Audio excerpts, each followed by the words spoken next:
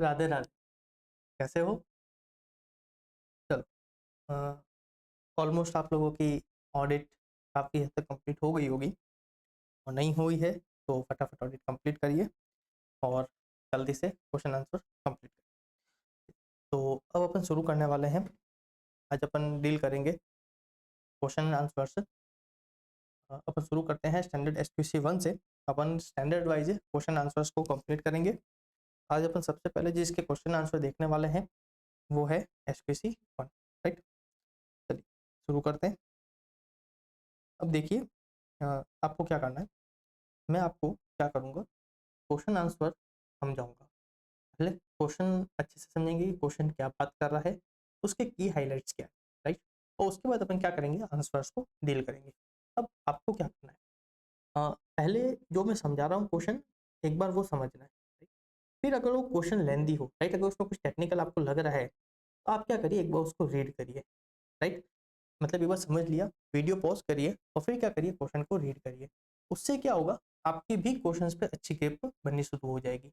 और next time जब आप क्वेश्चंस करोगे तो अगर आपने क्वेश्चन खुद ने रीड किए थे तो आपको क्या लगेगा, वो इजी लगेगा, उसकी लैंग्वेज इजी लगेगी और एग्जाम में भी आप क्या करोगे, उसको आराम से डील कर पाओगे, राइट। ओके, तो चलिए शुरू करें। अब हाँ, एक और इम्पोर्टेंट चीज देखिए, जो ऑडिट में जो क्वेश्चंस हो सकते हैं, डिस्क्रिप्टिव क्वेश्चन की बात कर रहे हैं, वो दो टाइप में हो सकते हैं। या तो वो आपको डायरेक्टली है ना कुछ आंसर मांग सकते हैं कि आपको कुछ डायरेक्टली कुछ पॉइंट पूछ सकते हैं, पर्टिकुलर रिपोर्टिंग कैसे करोगे, या फिर अगर आप रिव्यू करते हो तो कौन कौन से पॉइंट कंसीडर करोगे, राइट। आपके ऑडिट डॉक्यूमेंटेशन किस फैक्टर्स पे डिसाइड होंगे कि ज़्यादा होंगे कम होंगे। जैसे कि अपन जो नया एंगेजमेंट लेटर भेजते हैं तो कुछ सर्कमस्टेंस होते हैं, उसके बेसिस पर अपन डिसाइड करते हैं कि आपको नया भेजना या नहीं भेजना। तो या तो ऐसे डायरेक्ट क्वेश्चन हो सकते हैं, आपको डायरेक्टली पूछ सकते हैं कुछ पॉइंट्स। तो उसमें आपको क्या करना है, स्पेसिफिक रहना है, क्योंकि इंस्टीट्यूट जब भी पेपर बनाती है तो टाइम को कंसिडर करती है। इंस्टीट्यूट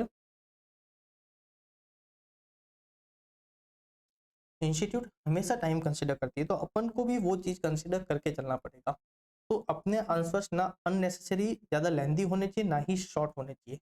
काफ़ी बार टू द स्पेसिफिक होना चाहिए। तो अगर इंस्टीट्यूट डायरेक्टली कुछ पॉइंट्स आस्क कर रही है तो अपन को डायरेक्टली स्टैंडर्ड का रेफरेंस देके, या फिर पर्टिकुलर कोई एक्ट लग रहा है तो उसका रेफरेंस देके अपन को डायरेक्टली आंसर देना है, राइट। और अगर अगर केस बेसिस है, राइट, केस बेस्ड क्वेश्चन है, तो उसमें हमेशा ध्यान रखना क्वेश्चन के आंसर कैसे देने हैं।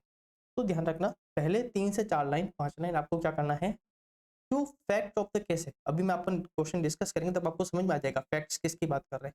तो जो मेन पॉइंट्स है क्वेश्चन के केस के, पहले आपको वो बताने हैं कि जो पर्टिकुलर अपन केस डिस्कस कर रहे हैं उसके ये पॉइंट्स, राइट।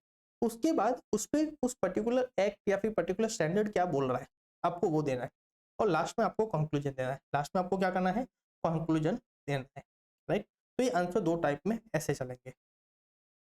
तो चलिए शुरू करते हैं। आप अपनी बुक निकाल लीजिए, क्योंकि हो सकता है ये आपको जो वीडियो में जो आपको जो बुक है हो सकता है क्लियरली विजिबल नहीं हो तो वेल एंड गुड, नहीं हो तो भी वेल एंड गुड। आप क्या करना है, आप अपनी बुक निकालिए। आप मैं आपके साथ क्वेश्चन आपके सामने ही डिस्कस कर रहा हूँ, आप क्या करिए, सिमिलर क्वेश्चन अपनी बुक में आप देखिए, राइट। हाँ, जब समझा रहे हैं तब ध्यान इधर। ओके, चलिए शुरू करें। तो सबसे पहले अपन देख रहे हैं कौन सा।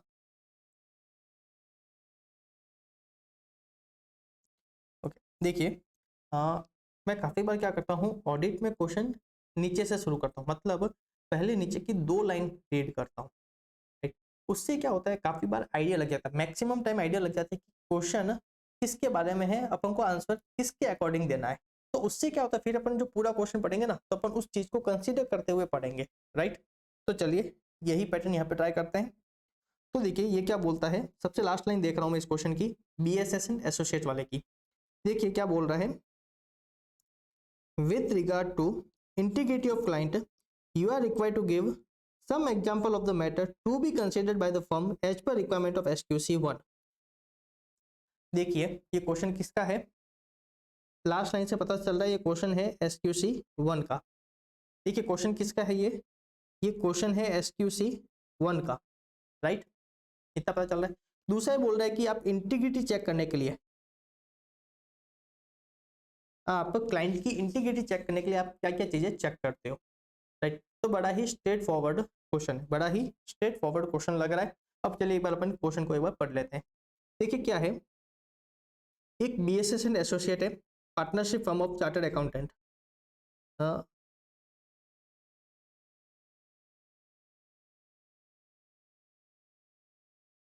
फिर ये क्या बोल रहा है, ये फर्म थोड़ी सी पुरानी है, फर्म एडवाइजरी सर्विस देती थी, पर जब से ऑडिट रोटेशन और GST का प्रोविजंस आए हैं, कंपनी क्या कर रहे हैं, इन फील्ड को भी एक्सप्लोर कर रही है। फिर ये क्या बोल रहा है,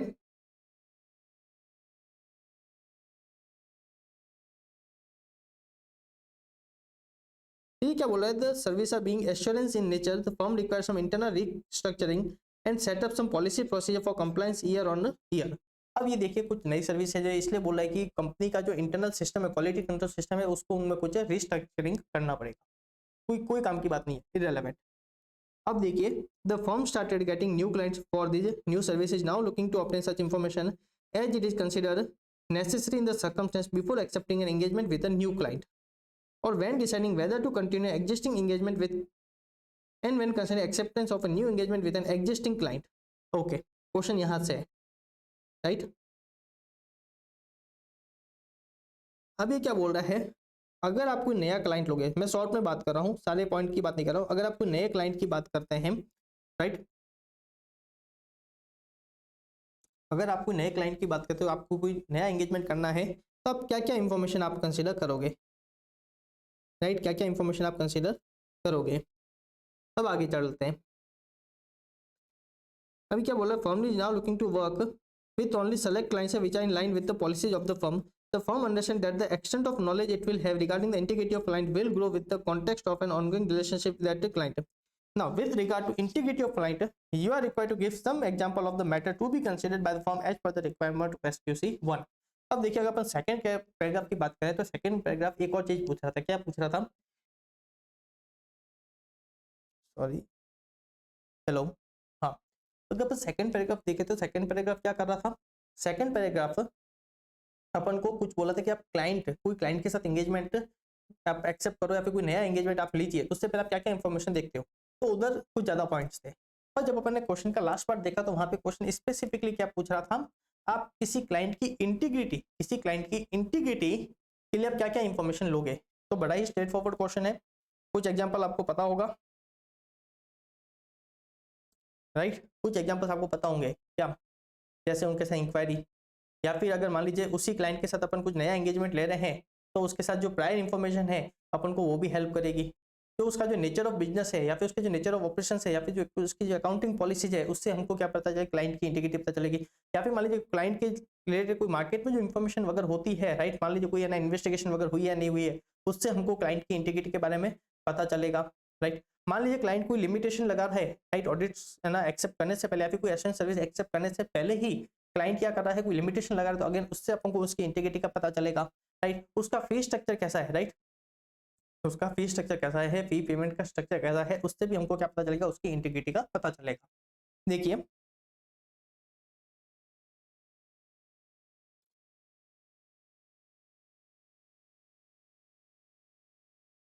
अभी क्या बोल रहा है, ये क्या बोल रहा है, फर्म को इंफॉर्मेशन ऑब्टेन करनी चाहिए। फर्म कोई भी नया एंगेजमेंट एक्सेप्ट करे उससे पहले फर्म को क्या है, उस क्लाइंट के रिगार्डिंग इंफॉर्मेशन ऑब्टेन करनी चाहिए।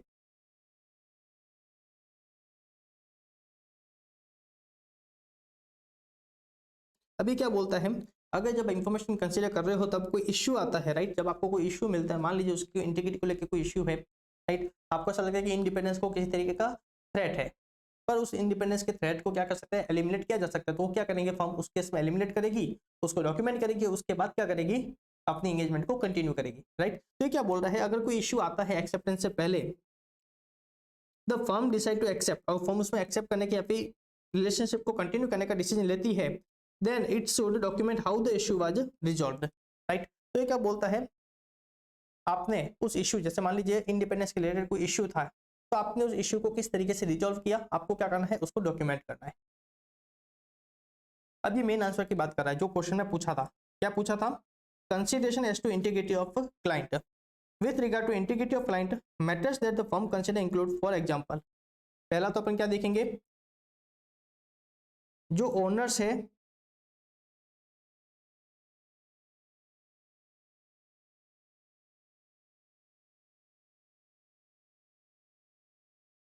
ठीक है, जो ओनर्स है सबसे पहले अपन क्या करेंगे,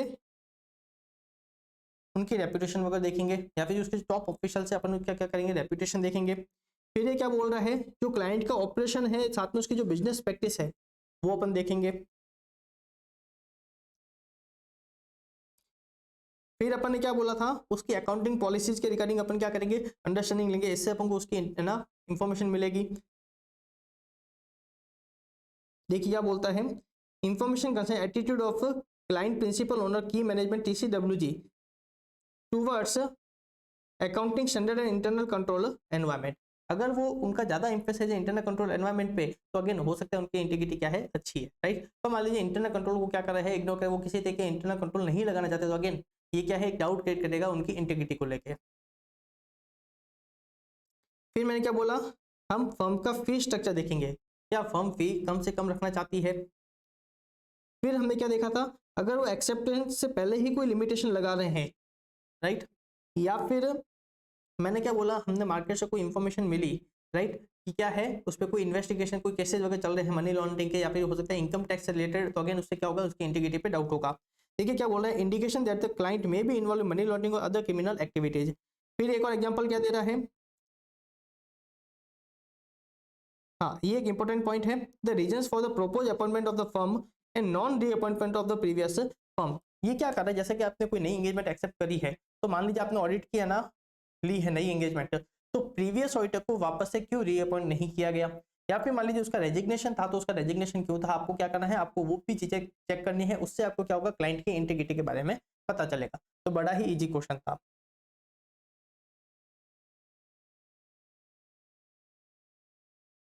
अब देखिए अपन नेक्स्ट क्वेश्चन देख रहे हैं, उसको भी अपन लास्ट से शुरू करेंगे। देखिए क्या बोलता है, ठीक है, as the audit manager had dealt with King Limited for so many years, the other partner have decided to leave the audit of King Limited in his capable hands. Sir कुछ समझ में नहीं आया, कोई बात, जरूरी नहीं है हर बार समझ में आए। चलो स्टार्टिंग से क्वेश्चन पढ़ते हैं। देखिए क्या बोलता है, you are the auditor, you are the audit senior working, ध्यान रखना क्या है, you are the audit senior working for the firm Kora and company. ये सीए की बात नहीं कर रहा है, राइट, कोई एम्प्लॉय है जो ऑडिट में क्या है, सीनियर लेवल पे। You are currently carrying out the audit of King Limited, a manufacturer of waste paper bins. You are unhappy with the King Limited inventory valuation policy and have raised the issue several times with the audit manager. He has dealt with the client for a number of years and does not see what you are making objection about. He has refused to meet you on site to discuss those issue. अब देखिए case क्या है, मान लीजिए एक audit team थी जो continuously क्या करती थी, एक एंटिटी की ऑडिट कर रही थी, बहुत लंबे टाइम से क्या कर रहे थे, वो उसके ऑडिट कर रहे थे। अब मान लीजिए आप एक नया मेंबर आया उसमें, अब वो जब ऑडिट कर रहा था उसको किसी क्या थे पर्टिकुलर पॉइंट पे उसको डाउट वगैरह थे, उसको प्रॉब्लम वगैरह थी, उसको कुछ इश्यू था। अब उस इश्यू को क्या किया, उसने रेज किया, उस इश्यू को उसने क्या किया, रेज किया, बराबर। पर जो आपका जो लीडर था, आपका जो टीम हेड, जो हेड था एंगेजमेंट टीम का, जो हेड था, लीडर था, उसने क्या किया, उसको कंसीडर ही नहीं किया, उसको डिसरिगार्ड किया, उसको इग्नोर किया। सिंपल सा फैक्ट ये है इसमें, राइट। तो ये बोलता है कि जो उस फर्म के जो पार्टनर्स थे, राइट, जो फर्म है कोरा एंड कंपनी, इसके जो पार्टनर्स थे उन्होंने क्या किया, ये पूरा मैटर उस मैनेजर के हाथ में छोड़ दिया और बोला कि लंबे टाइम से इसकी ऑडिट कर रहा है, तो इस मैटर को यही हैंडल करेगा। तो ये पर्टिकुलरली पूछ रहा है कि क्या ये तरीका सही है, क्या ये तरीका सही है। तो ध्यान रखना, पहला तो ऑडिट किसी करनी है तो अल्टीमेट रेस्पॉन्सिबिलिटी क्या है, एक एंगेजमेंट पार्टनर को असाइन करना होगा। ये कौन बोलता है, SQC 1 बोलता है, राइट, ऐसे 220 भी बोलता है, राइट, क्या बोलता है, engagement partner should be assigned, मतलब एक सीए है ना, क्या करेगा, उसकी ऑडिट करेगा, बराबर। दूसरा एक होता है डिफरेंस ऑफ ओपिनियन को लेके, क्या होता है, डिफरेंस ऑफ ओपिनियन को लेके, अगर होता है डिफरेंस ऑफ ओपिनियन तो कंपनी को, सॉरी फर्म को क्या करना है, कुछ पॉलिसीज वगैरह बनानी होगी to solve the difference of opinion, right. चलो अब देखते क्या बोलता है, देखिए क्या चीज है।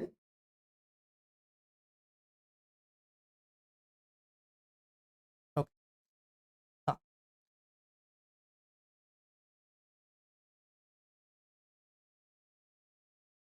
ये क्या बोलता है, सबसे पहले SQC 1 बोलता है कि फर्म को एस्टेब्लिश करनी है पॉलिसी प्रोसीजर फॉर डीलिंग और resolving difference of opinion within engagement team. अपन ने सबसे पहले अपन ने यही आइडेंटिफाई किया था, यहाँ पे क्या था, डिफरेंस ऑफ ओपिनियन था। हमको यहाँ पे एक लूपहोल क्या मिला क्वेश्चन में, यहाँ पे डिफरेंस ऑफ ओपिनियन को लेके कोई पॉलिसी वगैरह नहीं है, राइट। अभी क्या बोलता है, engagement partner usually appointed to each audit engagement undertaken by a firm to take responsibility for the engagement on behalf of firm, assigning the audit to an experienced audit manager is not sufficient, right. तो अपन ने दूसरा point भी identify कर दिया था, कौन सा, एंगेजमेंट पार्टनर वाला। तो दो अपन को है ना लूप होल्स मिल गए, दो डेफिशिएंसी मिल गई अपन को पॉलिसी में। जो फर्म की क्वालिटी कंट्रोल सिस्टम है उसमें अपन को दो है ना डेफिशिएंसी अपन को मिल गई थी। फिर मैं क्या बोलता है, SA-220 भी इसमें यही बात करते हैं। देखिए SA-220 का रेफरेंस दिया। हाँ, अब एक चीज बहुत अच्छे से ध्यान रखना, बहुत अच्छे से, जितने स्टैंडर्ड एप्लीकेबल है, जैसे कि यहाँ पे SA-220 भी एप्लीकेबल था और SQC 1 भी एप्लीकेबल था। तो एक चीज आपको ध्यान रखना है, जो भी स्टैंडर्ड एप्लीकेबल होते हैं, जो आपको लग रहा है कि जरूरी है, उसका रेफरेंस आपको जरूर देना। नाम लिखो नहीं लिखो चले, नाम लिखो तो वेल एंड गुड, नहीं लिखो तब भी चले, तो स्टैंडर्ड का रेफरेंस जरूर देना, राइट। अभी क्या बोलता है, SA-220 required that audit engagement partner take responsibility for setting disputes in accordance with the firm policy in respect of resolving difference of opinion as required by SQC 1। ये क्या बोलता है कि जो एंगेजमेंट पार्टनर है उसकी रेस्पॉन्सिबिलिटी है difference को सॉल्व करना एज पर policy setup under SQC 1, right. तो यहाँ पे तो कोई पॉलिसी सेट नहीं है, नहीं कोई एंगेजमेंट पार्टनर अलॉट किया, तो it's again violation of SA-220। अब अपन बात करते हैं, मैंने क्या बोला, अपन ने फैक्ट्स ऑफ द केस बता दिए। अपन ने अभी तक क्या किया, फैक्ट्स ऑफ द केस बताए कि क्या क्या प्रॉब्लम थी, और फिर अपन ने क्या किया, साथ साथ में दे दिया कि उसमें स्टैंडर्ड क्या बोल रहा है, अपन ने वो भी बता दिया साथ साथ में। अब अपन बताते हैं कि पर्टिकुलर केस में अपन को करना क्या है। अब देखिए, in the present case partner of firm have decided to leave the audit in the hands of audit manager and no engagement partner has been assigned. The lack of an audit engagement policy also means that several of the requirements of SA-220 about ensuring engagement in relation to independence and directing supervision and review of audit are not in place। तो इसने बोले जैसे ही आपने engagement partner assign नहीं किया, 220 की बहुत सारे वायलेशन हो गई है, राइट। 220 के बहुत सारे वायलेशन हो गए, और ध्यान रखना आप नेग्लिजेंस में भी आ जाओगे। एक चार्टर्ड अकाउंटेंसी एक्ट में जब अपन ने पढ़ा था, राइट, उसमें क्लॉज था नेग्लिजेंसी को लेकर था, वहां पे भी कवर हो जाओगे। फिर ये क्या बोलता है, further the audit manager and senior have conflicting view about the valuation of inventory. This does not appear to have been handled well, with the manager refusing to discuss the issue with the senior. Conclusion: failure to resolve the difference of opinion is a breach of a firm policy under SQC 1. It indicates that the firm does not have a suitable policy concerning such dispute required by SQC 1। मतलब अपने सीधा सा starting में बोल दिया था, जो difference of opinion को लेकर जो पॉलिसी प्रोसीजर होने चाहिए वो फर्म में नहीं है या फिर अच्छे नहीं है, राइट। दूसरा, फर्म का ओवरऑल क्वालिटी कंट्रोल सिस्टम भी अच्छा नहीं है, क्योंकि उन्होंने कोई एंगेजमेंट पार्टनर असाइन नहीं किया है, राइट। फर्म के जो टॉप ऑफिशियल्स है उनका भी जो एटीट्यूड है वो भी अच्छा नहीं है, राइट। तो फर्म को एक अच्छा सा रिस्ट्रक्चरिंग करना पड़ेगा। साथ में ध्यान रखना है, SA-220 और SQC 1 का वायलेशन किया इन्होंने।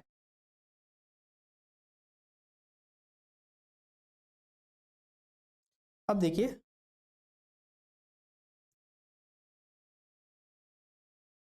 अब इसकी भी लास्ट की एक दो लाइन पढ़ते हैं। देखिए क्या बोलता है, the audit file does not contain any material misstatement which shows that the work of EQCR is separate from the work of engagement team. Do you agree with the approach adopted by EQCR। अब देखिए अपन को इससे एक चीज समझ में आ जाएगा, जैसे ही आपने ये सारा पढ़ा उससे एक चीज समझ में आ जाएगा, क्वेश्चन रिलेटेड है, या तो एक तो समझ क्वेश्चन स्टैंडर्ड्स ऑन ऑडिटिंग से रिलेटेड।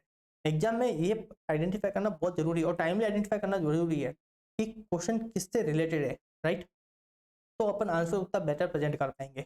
अब जैसे ही मुझे पता चल गया क्वेश्चन या तो SQC 1 से रिलेटेड है या फिर SA-220 से रिलेटेड है, क्योंकि बात किसकी हो रही है, EQCR की। तो चलिए अब मैं क्वेश्चन पढ़ता हूँ, तो मेरी मेंटेलिटी उसके अकॉर्डिंग चलेगी, मेरी मेंटेलिटी उसके अकॉर्डिंग चलेगी। अभी क्या बोलता है, देखिए, CA Ragini is offered an appointment to act as EQCR for the audit of XPM limited, a listed company operating from a small town. एक CA रागिनी जो बहुत छोटे शहर से है, राइट, और एक लिस्टेड कंपनी है, उसकी वो क्या कर रही है, एज ए EQCR है ना, उसको अपॉइंट किया गया है CA Ragini. She is also based in the same town, और वो भी उसी छोटे शहर की है। And was not engaged previously to conduct an audit of a listed entity. Special point क्या बोला है, सीए रागिनी पहले उसकी ऑडिट करना चाहती थी पर उसको ऑडिटर नहीं दी, राइट। सीए रागिनी को ऑडिट नहीं दी। फिर क्या बोलता है, C accept the appointment to act as EQCR. C perform the review by taking a yes no checklist and signed on some of the working papers prepared by the engagement team. अब ध्यान रखना, इक्यूसीआर में जो person appoint होता है उसको क्या होता है, उसको प्रॉपर रिव्यू करना पड़ता है, राइट। वो सेलेक्टेड वर्किंग पेपर्स लेता है, उस एंगेजमेंट का सेलेक्टेड वर्किंग पेपर लेता है, उसको क्या करता है, अच्छे से रिव्यू करता है। हमने क्या बोला था, जो भी सिग्निफिकेंट जजमेंट लेती है एंगेजमेंट, उसका क्या करता है, वो ऑब्जेक्टिव इवैल्यूएशन करता है, इंडिपेंडेंस को लेके, वर्क परफॉर्म को लेके, सफिशिएंट एप्रोप्रिएट ऑडिट एविडेंस को लेके, फाइनेंशियल स्टेटमेंट्स को लेके, जो ऑडिट रिपोर्ट इशू हो रही है, जो सिग्निफिकेंट जजमेंट लिए थे मटेरियलिटी को लेके, वो सब क्या करता है, इन सबको रिव्यू करता है। तो इसने जो मेथड अपनाए हैं चेकलिस्ट वाला, वो तो सामने दिख रहा है गलत है, वो तो सामने दिख रहा है गलत है, राइट। तो दो मेन पॉइंट देखे, पहला तो सीए रागिनी को पहले वो ऑडिटर नहीं दी गई, उसका रिजेक्शन, राइट। उसको वो ऑफर, मतलब उसने सोचा होगा कि मैं इसकी ऑडिट करूं, राइट, तो उसको ऑडिट नहीं मिली। पर सेकंड केस क्या था, अगेन उसने अब उसको एज इक्यूसीआर अपॉइंट किया गया, उसका इक्यूसीआर का जो प्रॉपर जो मेथड दिखा है वो भी अपन को सामने दिख रहा है कि वो गलत है, वो सामने दिख रहा है क्या है, गलत है। तो अब ये बोल रहे हैं कि अब जो अप्रोच है इक्यूसीआर का, क्या ये सही है, क्या ये इक्यूसीआर का अप्रोच है सही है। तो पहली बात तो ध्यान रखना, सीए रागिनी अपॉइंटेड नहीं हो सकती थी, right. Normally CA Ragini appointed नहीं हो सकती थी, क्योंकि इक्यूसीआर वही कर सकता है जिसके पास क्या है, रेलेवेंट एक्सपर्टाइज है, जिसके पास रेलेवेंट एक्सपर्टाइज है वो ही क्या कर सकता है, उसकी रिव्यू करेगा। और दूसरा, इसका जो अप्रोच था वो हमको सामने दिख रहा है गलत है, राइट। तो चलो देखते हैं क्वेश्चन आंसर क्या दिया है। तो सबसे पहले बता रहा है इक्यूसीआर कौन हो सकता है, राइट। सबसे पहले इसने क्या बताया, इक्यूसीआर कौन हो सकता है। तो देखिए, या तो ये पार्टनर हो सकता है, या फिर उसी फर्म का कोई दूसरा पर्सन हो सकता है। Should be member of ICA, मतलब सीए होना चाहिए, या फिर सुटेबली क्वालिफाइड एक्सटर्नल पर्सन। अब देखिए फोकस किस पे ध्यान रखना, सुटेबली क्वालिफाइड, राइट। अब यहाँ तो उनको ऑडिट ऑफ नाम मिली नहीं थी, तो अगेन ये वाला पॉइंट क्या हो गया है, डिफीट हो गया है। या फिर क्या बोलता है, और a team made up of such individual with sufficient appropriate experience and authority to objectively evaluate before the report is issued. या फिर कोई टीम भी हो सकती है, पर उसके पास भी ध्यान रखना रेलेवेंट एक्सपर्टाइज होनी चाहिए।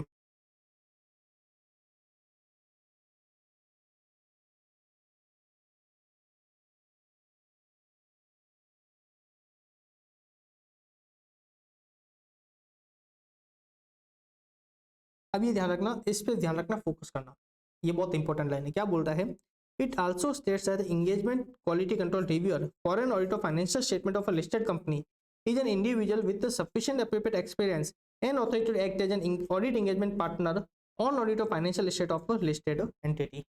ये क्या बोला है, लिस्टेड एंटिटी की इक्यूसीआर रखना मैंडेटरी होता है। तो ये बोल रहा है इक्यूसीआर कौन हो सकता है, जिसको लिस्टेड एंटिटी की ऑडिट का क्या है, एक्सपीरियंस है, राइट। जो as a engagement partner listed company की ऑडिट कर सकता है, वो ही क्या करेगा, रिव्यू करेगा। मतलब यहाँ पे सुटेबली क्वालिफाइड का मतलब क्या हुआ, आप लिस्टेड कंपनी की अगर आप ऑडिट कर सकते हो, राइट, लिस्टेड कंपनी की अगर आप ऑडिट कर सकते हो, आपके पास लिस्टेड कंपनी की ऑडिट का एक्सपीरियंस है, राइट, आप लिस्टेड कंपनी की ऑडिट को एज एंगेजमेंट पार्टनर क्या कर सकते हो, हैंडल कर सकते हो, राइट, तभी आप क्या कर सकते हो, लिस्टेड कंपनी के इक्यूसीआर बन सकते हो, राइट। अब सीए रागिनी को ऑफर नहीं थी, राइट, तो मतलब सुटेबल क्वालिफाइड ही नहीं थी। पहली बात, वो सुटेबल क्वालिफाइड ही नहीं थी, बात समझ में आई।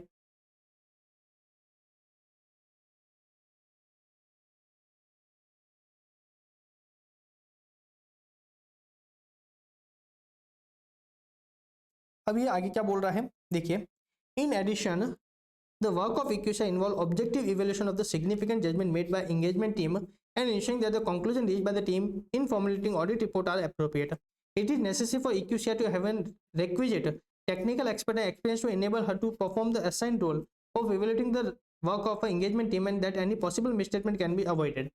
Without ensuring the appropriate technical expertise and experience, the whole purpose of EQCR is defeated. Therefore, it was not appropriate for her to accept appointment as equation for the listed entity. तो इसने क्या बोला, सबसे पहले ये ध्यान रखना, इसने कंक्लूजन निकाला है कि सीए रागिनी को एज ए इक्वेशन अपॉइंटमेंट नहीं लेना चाहिए था, राइट। पहला कंक्लूजन ये समझ में आया, क्योंकि वो सुटेबली क्वालिफाइड नहीं थी, राइट। अब उसने जो प्रोसेस लिया है, जो उसने प्रोसेस लिया था यस नो वाला, अगेन वो भी सही नहीं है। अब देखिए क्या बोलता है, further SE 220 states that EQCR shall document for the audit engagement reviewed that the procedure required by the firm's policy on engagement quality control review have been performed। सबसे पहले उसको डॉक्यूमेंट करना पड़ेगा कि उसने क्या किया है, प्रॉपर्ली EQCR परफॉर्म किया है। उसको सारे प्रोसीजर्स रिकॉर्ड करने पड़ेंगे, उसके रिजल्ट रिकॉर्ड करने पड़ेंगे जो डेमोन्स्ट्रेट करे कि उसने क्या किया है, EQCR सही से किया, जो उसने रिव्यू सही से किया है। दूसरा, उसको एक और इंपॉर्टेंट है ना चीज डॉक्यूमेंट करनी होती है, क्या कोई डॉक्यूमेंट करता है, याद अपन ने पढ़ा था कि हमको ऐसा कोई भी अनरिजॉल्व मैटर नहीं मिला है, ठीक है, क्योंकि जब तक कोई भी मैटर रिजॉल्व नहीं होता है रिपोर्ट इशू नहीं होती है, राइट। तो उसको देना पड़ता है कि हमने जो भी रिव्यू परफॉर्म किया है हमको कोई भी अनरिजॉल्व मैटर नहीं मिला है, राइट। वो इस तरीके का डॉक्यूमेंटेशन करती है, तो उसी की बात कर रहा है। देखिए, it also state that it shall also be documented that the review is not aware of any unresolved matter that would have caused the review to believe that the significant judgement the engagement team made and the conclusion they raised were not appropriate. In the given situation, CA Ragini is offered an appointment to act as an EQCR for the financial year of Xpin Limited, a listed entity. Now, CA has accepted the appointment and performed the review by taking yes/no checklist and signing on some of the working papers prepared by the engagement team. In the instant case, there are no working paper to show that evaluation has been done by EQCR on conclusion raised by the engagement team. Mere taking of yes/no checklist and signing on some working papers of the engagement team shows that no such evaluation review of work performed by the engagement team has been made by the EQCR. Therefore, her approach was not proper in performing the work of a EQCR. तो right, समझ में आया। तो देखिए, इसके answer दो part में रहेंगे, आपको इतना लंबा देने की जरूरत नहीं है, तो आप सिंपल सा एक बेसिक प्रोविजन दे सकते हो। पहले तो फैक्ट ऑफ द केस देखो ही दोगे कि CA रागिनी को ये ऑडिट ऑफर नहीं करी गई थी, राइट। दूसरा, आपको बताना है उसने क्या अप्रोच लिया था, उसने यस नो वाला अप्रोच लिया था। आपको पहले दो फैक्ट ऑफ द केस बताना है, फिर आपको क्या करना है, SQC 1 और SE 220 का रेफरेंस देना है। पहला तो बताना है कि कौन कर सकता है EQCR, पर्टिकुलरली आपको एम्फेसाइज देना है सुटेबली क्वालिफाइड। फिर आपको बताना है लिस्टेड एंटिटी का EQCR वो हो सकता है जो क्या कर सकता है, उसकी as a engagement partner audit handle कर सकता है, वही EQCR हो सकता है। दूसरा, आपको उसकी अप्रोच बतानी है, खास करके आपको फोकस करना है कि उसको पर्टिकुलर कुछ चीजें इवेल्युएट करनी होती है, साथ में उसको कुछ चीजें डॉक्यूमेंटेशन करनी होती है, राइट। उसके बाद आपको बताना है जो CA रागिनी ने जो अप्रोच फॉलो किया था वो सही नहीं किया था, तो again that is a violation of SQC 1, right.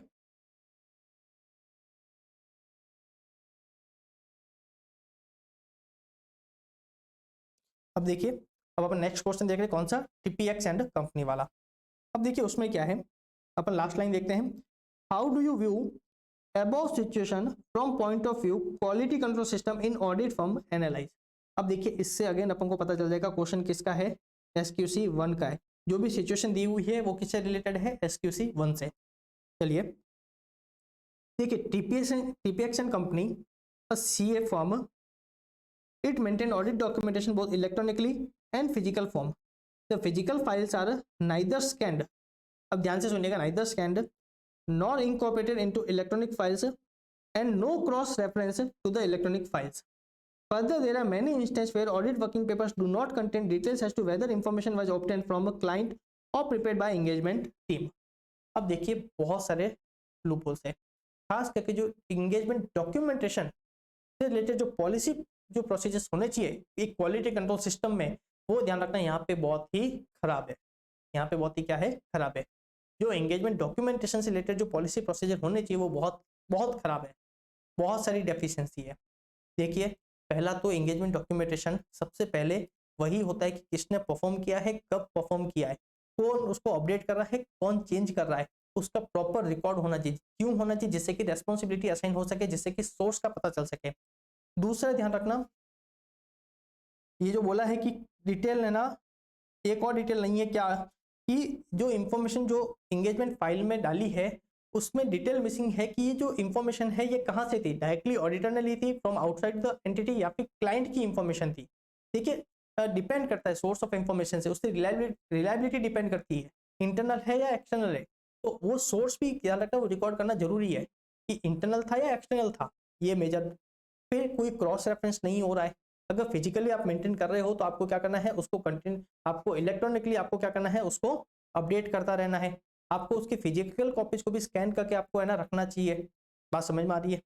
और ये सारा काम कौन कर रहा है उसका भी आपको रिकॉर्ड करना चाहिए। और आपका अगर प्रॉपर डिटेल नहीं है, कब किया था, किसने किया था, कहाँ की इंफॉर्मेशन थी, उसका सोर्स क्या था, तो 60 डेज में जो ऑडिट असेंबली हो जानी चाहिए, ऑडिट फाइल की असेंबली, अगेन उस पर भी डाउट है कि वो भी प्रॉपरली हुई होगी या नहीं हुई होगी।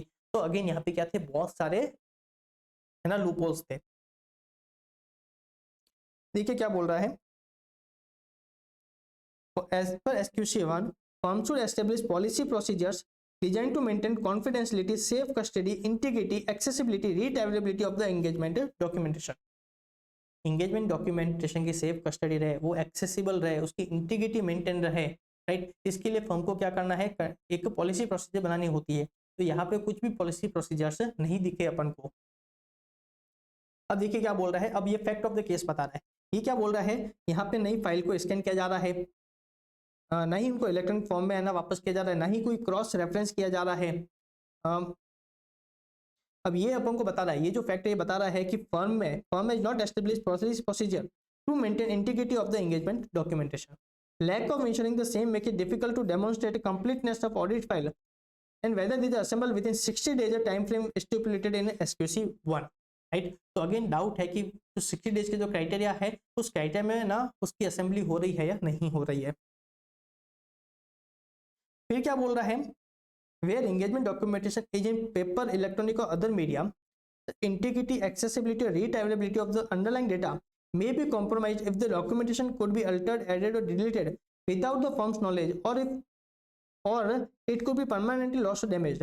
One of the reasons for designing and implementing appropriate control for the engagement documentation in this regard is a protection of the integrity of information at all stages of engagement, right?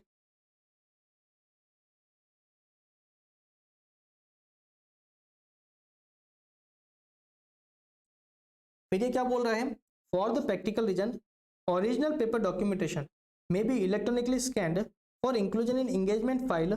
In that case the firm implement appropriate procedure requiring engagement team to generate scanned copy of that reflect the entire content of original paper documentation including manual signature, cross reference and annotations. Integrate the scanned copy into the engagement file including indexing and signing of the scanned copies as necessary, and enable the scanned copies to be retrieved and printed as necessary. Now, it has also been stated that there are many instances where audit working paper do not contain detail as to whether information was obtained from the client or prepared by my engagement team. It is important to identify the source of the document and the information used as audit evidence to ensure reliability. It could have potential risk of non-compliance with standards on auditing, right? तो आपको ये सारे loopholes बताने हैं, फिर आपको बताना है कि फर्म की जो एंगेजमेंट डॉक्यूमेंटेशन को लेके जो पॉलिसी प्रोसीजर्स है वो सही नहीं है, राइट। ये अगेन SQC1 का क्या है, वायलेशन, बराबर। ये आपको लास्ट में कंक्लूजन एक देना चाहिए, यहाँ नहीं है पर आपको एक इस टाइप का एक कंक्लूजन देना चाहिए। जो एग्जामिनर होता है, राइट, काफी बार उसके पास टाइम नहीं होता है सारा रीड करने के लिए, तो इस टाइप का जो हाईलाइट अपन जो करते हैं कंक्लूजन जिसको अलग से प्रेजेंट करते हैं, इसलिए काफी बार उसका काम क्या होता है, ईजी हो जाता है, राइट। तो आप क्या करना, लास्ट में एक ऐसा कंक्लूजन दे देना कि फर्म की जो क्वालिटी कंट्रोल पॉलिसी है in relation to engagement documentation वो सही नहीं है, राइट। ये SQC1 का क्या है, वायलेशन है। कंपनी को अपनी रीस्ट्रक्चर करनी चाहिए क्वालिटी कंट्रोल पॉलिसीज को, राइट।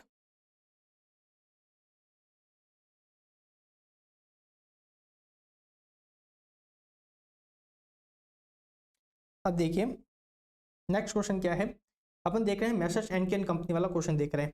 अब वहां पे क्या है, you are required to inform what policy are required to be implemented by and company for dealing with such complaint and allegation as required by SQC। चलो इसमें तो डायरेक्टली पूछ लिया, क्या पूछा है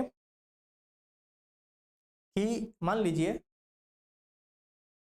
ये बोल रहा है कि फर्म में अगर कोई कंप्लेन आती है कि फर्म के पर्सनल सही से काम नहीं कर रहे या फिर जो सही से ड्यूटी है वो अपनी रिचार्ज नहीं कर रहे, तो उन कंप्लेन को किस तरीके से फर्म डील करेगी, राइट। वो फर्म उस कंप्लेन को किस तरीके से डील करेगी, उसके लिए कैसे पॉलिसी प्रोसीजर बनाएगी, ये उसका क्वेश्चन है। तो बड़ा ही डायरेक्ट क्वेश्चन है। ये किसका पार्ट है, मॉनिटरिंग वाला, याद है अपने जो मॉनिटरिंग वाली रिक्वायरमेंट देखी थी, याद है, राइट। तो ये उसका पार्ट है, राइट। देखिए बड़ा ईजी है, एक बार आपके लिए रीड कर लेते हैं और बहुत ईजी है। देखिए क्या है, देखिए messrs and company chartered accountant were appointed as a statutory auditor of Fresh Juice Limited for the financial 2023। The previous year audit was conducted by Messrs. LP and Associates. After the audit was completed and report submitted, it was found that closing balance of last financial year, that is 21-22, were incorrectly brought forward. It was found that Messrs. N company did not apply any audit procedure ensure that correct opening balance have been brought forward to the current period. मतलब सीधे सी दिख रहा है कि उन्होंने standard से क्या किया है, कंप्लाई नहीं किया है. 510 आपको याद है, 510, राइट. उसका क्लियरली आपको क्या दिख रहा है, वॉल्यूशन दिख रहा है. आपका अपॉइंटमेंट हुआ है तो उस केस में आपको जरूरी आपको आप क्या करिए, उससे कंप्लाई करिए. आप देखिए कि जो क्लोजिंग बैलेंस है क्या वो करेक्टली ब्रॉट फॉरवर्ड है या नहीं. इनिशियल स्टेप होता है, तो वहीं पे आपने क्या किया, गलती करी है. तो इसके लिए क्या हुआ, accordingly complaint was filed against NK company in relation to this matter. तो अब अगर कंप्लेंट वगैरह मिलती है तो फर्म उसको किस तरीके से डील करेगी, फर्म को क्या पॉलिसी प्रोसीजर बनाने चाहिए, ये उसकी बात कर रही है. तो क्या बोलता है, एसक्यूशन 1 बोलता है कि फर्म को एस्टेब्लिश करनी चाहिए पॉलिसी प्रोसीजर जो उसको reasonable assurance they that it deals appropriately with the complaint allegation that the work performed by the firm fails to comply with professional standards, regulatory and legal requirement, and allegation of non-compliance with the firm's system of quality control. Right? सबसे पहले क्या बोल रहा है, SQC 1 firm को बोलता है कि आपको क्या करना है, आपको पॉलिसी प्रोसीजर इंप्लीमेंट करने हैं जो आपको रीजनेबल एश्योरेंस दे. किसके रिगार्डिंग, कि जो भी एलिगेशन आ रहे हैं आप उसको प्रॉपर्ली डील कर रहे हो, या फिर अगर कोई एलिगेशन है इसके रिलेटेड कि उन्होंने प्रोफेशनल स्टैंडर्ड से कंप्लाई नहीं किया, या फिर आपकी जो क्वालिटी कंट्रोल पॉलिसी है उसे कंप्लाई नहीं किया, अगर ऐसा कोई एलिगेशन आ रहा है तो फर्म क्या करे, उसको सही से डील करे. इसके लिए आपको क्या करना है, पॉलिसी प्रोसीजर्स बनाना है. तो ऑफकोर्स बात है, उसमें क्या होगा, इन्फॉर्मेशन गैदर होगी, उसके बेसिस पे अप्रोप्रिएट एक्शन लिया जाएगा. कौन लेगा, जो सीनियर मेंबर्स है, फर्म के जो सीनियर मेंबर है वही ये काम करेंगे. राइट. अभी क्या बोल रहा है, allegation may originate from within or outside the firm. They may be made by firm personnel, client, other third parties. They may be received by engagement team member or other firm personnel. तो ये बोल रहा है कौन कर सकता है, who. सबसे पहले बताया कि आपको कंप्लेन कहां से मिल सकती है. फिर क्या बोलता है, as a part of this process firm establish clearly defined channel for a firm personal to raise any concern in a manner that enable them to come forward and without fear of a reprisal. ये क्या बोल रहा है, firm को एक policy set करनी है जिसके लिए क्या करे, एक पॉलिसी सेट करनी है और वो अपने मेंबर्स को बताएगी कि अगर कोई भी ऐसी प्रॉब्लम है तो आप क्या करिए, फर्म को कम्युनिकेट करिए. राइट. तो आपको एक प्रॉपर इसका सिस्टम सेट करना है जिसकी कोई कंप्लेंट वगैरह हो तो उसके क्या कर सके, वो प्रॉपर पर्सन उसको रेज कर सके. राइट. अब मेन आंसर है, क्या बोल रहा है, एक बार एलिगेशन मिला, एक बार कोई कंप्लेंट आई तो फर्म क्या करेगी, तो फर्म क्या करेगी, सबसे पहले उसको इन्वेस्टिगेट करेगी, जो भी पॉलिसी प्रोसीजर है उसके अकॉर्डिंग क्या करेगी, उसको इन्वेस्टिगेट करेगी. ये कौन करेगा, is supervised by partner with sufficient appropriate experience and authority within the firm but who is not otherwise involved in the engagement and includes involving legal counsel as necessary. कौन करेगा, आपका जो senior member है, right, जिसके पास authority है वो उसको क्या करेगा, इन्वेस्टिगेट करेगा. पर ध्यान रखना वो उस एंगेजमेंट का पार्टनर नहीं होना चाहिए. आप चाहो तो किसी लीगल काउंसिल की भी हेल्प ले सकते हो.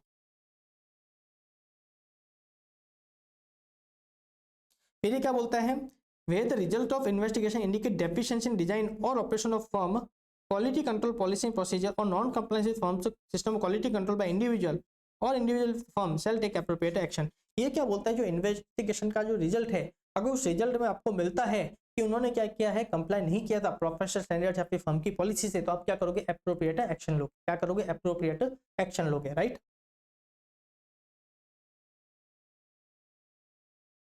तो बड़ा ही सिंपल लग रहा है.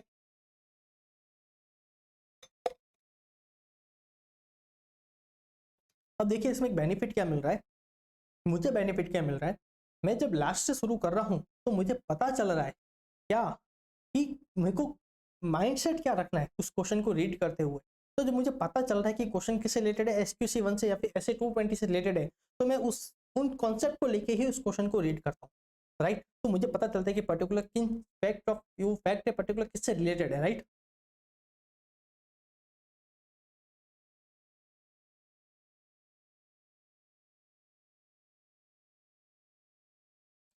अब देखिए क्या बोल रहा है, while doing the work performed by the less experienced member of the engagement team, what shall be the consideration of the reviewer.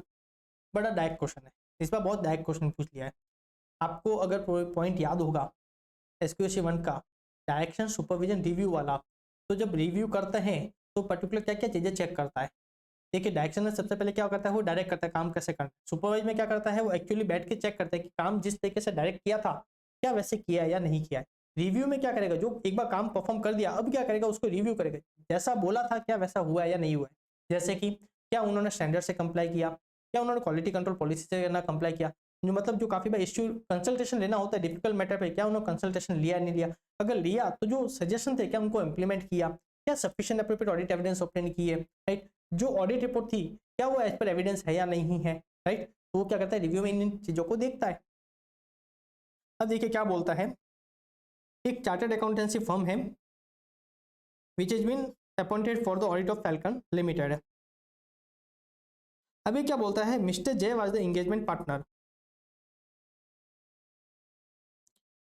और मिस्टर जय ने क्या किया, ऑडिट शुरू होने से पहले एक अपनी एंगेजमेंट टीम की मीटिंग रखी। ऑफ कोर्स हमको पता है 315 में क्या है, पहले एंगेजमेंट टीम के साथ डिस्कशन होना चाहिए, दैट इज ये किससे रिलेटेड है, डायरेक्शन से, किससे रिलेटेड है, डायरेक्शन से।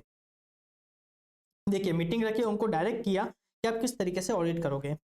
फिर मीटिंग के बाद at the end of meeting mister J assigned the review responsibility to two of the engagement team members who were the most experienced among all for reviewing the work performed by the less experienced team member. Of course, जो engagement team के जो high experienced member होते हैं वही क्या करते हैं, less experienced member का क्या करते हैं, वर्क को रिव्यू करते हैं। पर अब कोई प्रॉब्लम नहीं है, सब सही कर रहा है। अब देखिए किस किन चीज़ों को रिव्यू किया जाएगा, तो देखिए significant matter which have been raised for the further consideration, whether the work has been performed in accordance with the professional standard, regulatory and legal requirement, there is a need to revise the nature, timing, action of the work performed, appropriate consultation have taken place and resulting consultation have been documented and implemented, the objective of engagement procedure have been achieved, ये इसको काट देना, chapter 1 जो लिखा हुआ उसको काट देना, the work performed support the conclusion reached and appropriately documented, the evidence obtained sufficient and appropriate audit evidence support the report, right। तो ये अपने पहले ही डिस्कस कर दिया था कि ऑडिटर क्या रिव्यूअर क्या करेगा, इन चीजों को रिव्यू करेगा, बराबर। ये अगेन सेम क्वेश्चन है, रिपीटेड है, एक बार आप देख लेना, अभी जो अपने ऊपर क्वेश्चन देखा है उसी का ही रिपीटेड है, और नेक्स्ट टाइम आप इस क्वेश्चन को मत देखना, दोनों में से सिर्फ एक क्वेश्चन को देखना। और ध्यान रखना जो क्वेश्चन एकदम डायरेक्ट है, जो क्वेश्चन एकदम डायरेक्ट है उसको धीरे धीरे उन क्वेश्चन को मत करना, जो आप देखिए आपको धीरे धीरे नोट्स को कम करना है, राइट। तो बाद में क्या करना, जो आपके क्वेश्चन डायरेक्टली आपके नोट से हो रहे हैं, जिसको इंस्टीट्यूट से डायरेक्टली पूछा है, तो आप क्या करना, उनको आप है ना वापस से मत देखना। तो आप जब क्वेश्चन करो तो उनको मार्किंग करते रहना कि यार इसमें कुछ स्पेशल नहीं है, ये मैं नोट से मेरे हो जाएगा, ये मेरे नोट से हो जाएगा, तो मुझे वापस देखने की जरूरत नहीं।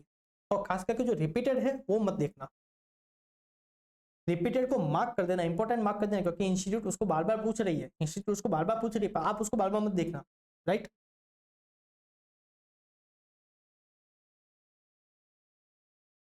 ओके चलिए रुकिए रुकिए रुकिए, एक बार इस क्वेश्चन को देखते हैं। इस क्वेश्चन में कुछ और भी चीज पूछी है, कुछ पार्ट रिपीटेड है और इसमें कुछ और भी पूछा है, चलिए एक बार देखते हैं। देखिए इसने दो चीज पूछी है, पहला तो पूछा है सीएजी क्या कंसिडर करेगा रिव्यू करते वक्त, तो आप कुछ एरिया बताइए और बताइए कि whether firm is complying with standards on quality control और नॉट। तो देखिए एक चीज आपको फिर से पता चलेगा, क्वेश्चन किससे रिलेटेड है, एसक्यूसी 1 से रिलेटेड है, राइट। अब देखिए क्या हो रहा है, HK and company, HK and Chartered Accountant firm have been auditor of SAT Limited for last 8 financial years। एक फर्म है, राइट, जो एक लिस्टेड कंपनी की 8 साल से ऑडिट कर रही है। अगर ये पॉइंट क्लिक नहीं हुआ तो देख लेना, 8 साल से उसकी ऑडिट कर रही है। अब क्या है, CAH partner of firm has been handling the audit assignment very well since the appointment. The audit work of CAH and her team is reviewed by the senior partner CAK to ensure the audit is performed in accordance with the professional standards. अब CAK was out of India for some personal reason, so this year CAG has been asked to review the audit work. In your opinion, what area CAG should consider? एक part तो अपना repeated है कि review करते हुए किन किन factors को कंसिडर करेगा। अब एक चीज पे आपको बहुत अच्छे से ध्यान देना चाहिए, देखिए इसने क्या बोला, इम्फेसाइज किया एक लिस्टेड एंटिटी है सेट लिमिटेड, उसकी ये फर्म 8 साल से ऑडिट कर रही है, राइट। और वो कौन कर रहा है कंटिन्यूअसली, CAK कर रहा है, CAK कर रहा है। ध्यान रखना रोटेशन वाले जो प्रोविजन है वो तो 10 साल है, 5 ईयर ऑफ 1 कॉन्जिक्यूटिव पीरियड, तो 2 टर्म का 10 साल हो गए, राइट, उसमें कोई प्रॉब्लम नहीं है। और ध्यान रखना इसमें भी जो इंगेजमेंट पार्टनर है उसका रोटेशन होना चाहिए, और एक गाइडलाइन आई थी जिसमें बोला था कि 7 साल, 7 साल में एटलीस्ट एक बार एंगेजमेंट पार्टनर का रोटेशन होना चाहिए। 7 साल तक कंटिन्यूस आप नहीं करोगे, 7 साल कर दी, अब आगे क्या होगा, रोटेशन होगा। पर यहाँ पे 8 साल दिया है, क्या दिया है, ये 7 साल होता तो ठीक था, 7 साल होता तो ठीक था, कोई वॉयलेशन नहीं था, पर जैसे ही 8 साल उसने कंटिन्यू किया, दैट इज अ वॉयलेशन। अब ये क्या था, देखिए अपन कंटिन्यूस किसी के साथ अगर अपन है ना किसी के साथ एसोसिएट रहेंगे तो एक फैमिलिटी थ्रेट बन जाता है, क्या बन जाता है, फैमिलिटी थ्रेट बन जाता है। उससे हमारे जो डिसीजन है उस पर उसका क्या जा सकता है, इफेक्ट जा सकता है। इस फैमिलिटी थ्रेट को कम करने के लिए, इसको रेड्यूस करने के लिए ये क्या था, ये गाइडलाइन लाई थी, इसका क्या क्या वायोलेशन किया है।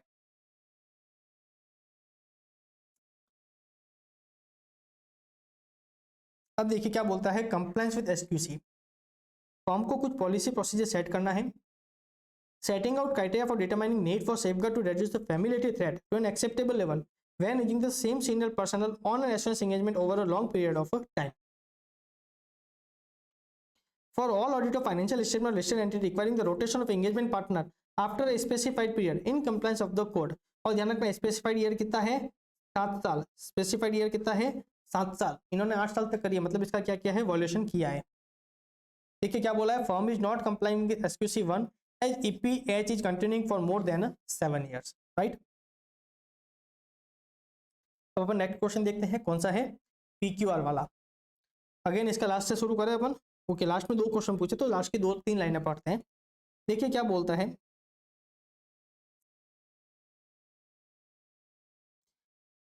CAP है, उसने CAR को बोला आप क्या करिए, रिव्यू करिए, और उसको ऐसा लगता है कि उसके रिव्यू के कारण जो एंगेजमेंट पार्टनर है उसकी रेस्पॉन्सिबिलिटी क्या है, रेस्पॉन्सिबिलिटी विल बी रेड्यूस, उसकी रेस्पॉन्सिबिलिटी कम हो गई क्योंकि किसी ने EQCR कर लिया है। Whether the contention of CAP is correct, ये जो CAP बोल रहा है कि एंगेजमेंट पार्टनर की रेस्पॉन्सिबिलिटी कम हो जाएगी, क्या ये सही है, नहीं ये सही नहीं है। अल्टीमेट रेस्पॉन्सिबिलिटी तो किसकी है, एंगेजमेंट पार्टनर की। ऑडिट रिपोर्ट को लेकर रेस्पॉन्सिबिलिटी किसकी होती है, एंगेजमेंट पार्टनर की। उसमें जो ओपिनियन एक्सप्रेस हो रहा है उसकी लेकर रेस्पॉन्सिबिलिटी किसकी है, एंगेजमेंट पार्टनर की। आपकी रेस्पॉन्सिबिलिटी कम नहीं होती है, दोनों अलग अलग केस है। आपकी रेस्पॉन्सिबिलिटी EQCR का रिव्यू, दोनों अलग अलग चीज, right. What are the aspects that need to be considered by CR while performing a EQCR for audit of financial statement of ABC Limited? तो देख मैंने क्या बोला था, EQCR क्या करता है, आपके जो भी सिग्निफिकेंट जजमेंट है उसका ऑब्जेक्टिव इवेल्यूएशन करता है, राइट। देखता है कि वो एज पर स्टैंडर्ड्स या फिर एज पर सर्कमस्टेंस है या नहीं, वो बायस वगैरह तो नहीं है। तो ध्यान रखें जितने भी सिग्निफिकेंट फैक्टर्स आपको ड्यूरिंग द ऑडिट होते हैं वो सबका क्या करता है, ऑब्जेक्टिव इवेल्यूएशन करता है। अब साथ में उसमें इंडिपेंडेंस का भी करेगा, फाइनेंशियल स्टेटमेंट्स का भी करेगा, आप जो ऑडिट रिपोर्ट इशू कर रहे हैं उसका भी वो साथ में करेगा। सिग्निफिकेंट जजमेंट का मतलब वो आपको कोई सिग्निफिकेंट रिस्क मिली है, खुद आपने क्या जजमेंट लिए, उनके क्या कंक्लूजन थे, वो उसको करेगा। जो मटेरियलिटी को लेकर आपने जो सिग्निफिकेंट जजमेंट लिए हैं उसको करेगा, या फिर मान लीजिए कोई अनकरेक्टेड मिसस्टेटमेंट थे या फिर जो करेक्टेड मिसस्टेटमेंट थे आपने बोला करेक्ट करने का, वो जो करेक्ट किए गए, राइट, उससे रिलेटेड जो प्रोसीजर है वो क्या करेगा, उसको भी इवेल्युएट करेगा। आपने जो TCWG वगैरह को जो कम्युनिकेट किया होगा, ऑफकोर्स वो सिग्निफिकेंट मैटर होंगे तो वो क्या करेगा, उसको भी इवेल्युएट करेगा, राइट। या फिर जो कंसल्टेंट जो अपॉइंट होता है उसके साथ जो मैटर जो कंसल्ट किए जाते हैं वो क्या करेगा, उनको भी रिव्यू करेगा, देखेगा उसको प्रॉपर इंप्लीमेंट किया क्या, उसको प्रॉपर डॉक्यूमेंट किया, राइट। साथ में अगर कोई है ना डिफरेंस ऑफ ओपिनियन आएगा तो उसको भी देखेगा कि उसको किस तरीके से रिजॉल्व किया, क्या उसको प्रॉपरली डॉक्यूमेंट किया। तो आप क्या क्या फैक्टर कंसिडर करते हो, ये कुछ अपन एग्जाम्पल डिस्कस किए हैं। तो देखिए पहला तो इसने साफ बोला है क्या, CAP, the contention of CAP that after EQCR by CR his responsibility will be reduced is not correct। तो सबसे पहले मैं आपको बता दिया था कि एंगेजमेंट पार्टनर की अल्टीमेट रेस्पॉन्सिबिलिटी रहती है। अब क्या क्या फैक्टर कंसीडर करेगा CAR रिव्यू करते हुए, तो सबसे पहले तो फर्म की जो इंडिपेंडेंस है वो उसको रिव्यू करेगा, फिर जो भी सिग्निफिकेंट रिस्क आइडेंटिफाई हुई थी और उसके रिगार्डिंग क्या रेस्पॉन्स डिजाइन किए वो उसको इवेल्युएट करेगा, जो भी जजमेंट लिए थे आपने मटेरियलिटी को लेके या फिर सिग्निफिकेंट रिस्क को लेके वो उसको इवेल्युएट करेगा। फिर ये कंसल्टेंट की बात कर रहा है, उसके साथ जो मैटर कंसल्ट किया उसको रिव्यू करेगा। फिर करेक्टेड और अनकरेक्टेड मिसस्टेटमेंट की बात कर रहा है। फिर जो बोल रहा है आपने जो मैटर TCWG के साथ कम्युनिकेट किए थे उसको भी रिव्यू करेगा। Appropriateness of report to be issued, whether working paper selected for the review reflect the work performed in relation to significant judgment and support the conclusion reached। ये सब कहाँ से करेगा, वो वर्किंग पेपर से करेगा। तो एक चीज समझ में आई, एक चीज आपको जब भी इक्विटी का आपको कंटेंट याद करना तो आपको हमेशा याद रखना है सिग्निफिकेंट मैटर्स, सिग्निफिकेंट मैटर्स, उससे आप आराम से पॉइंट लिख पाओगे, राइट।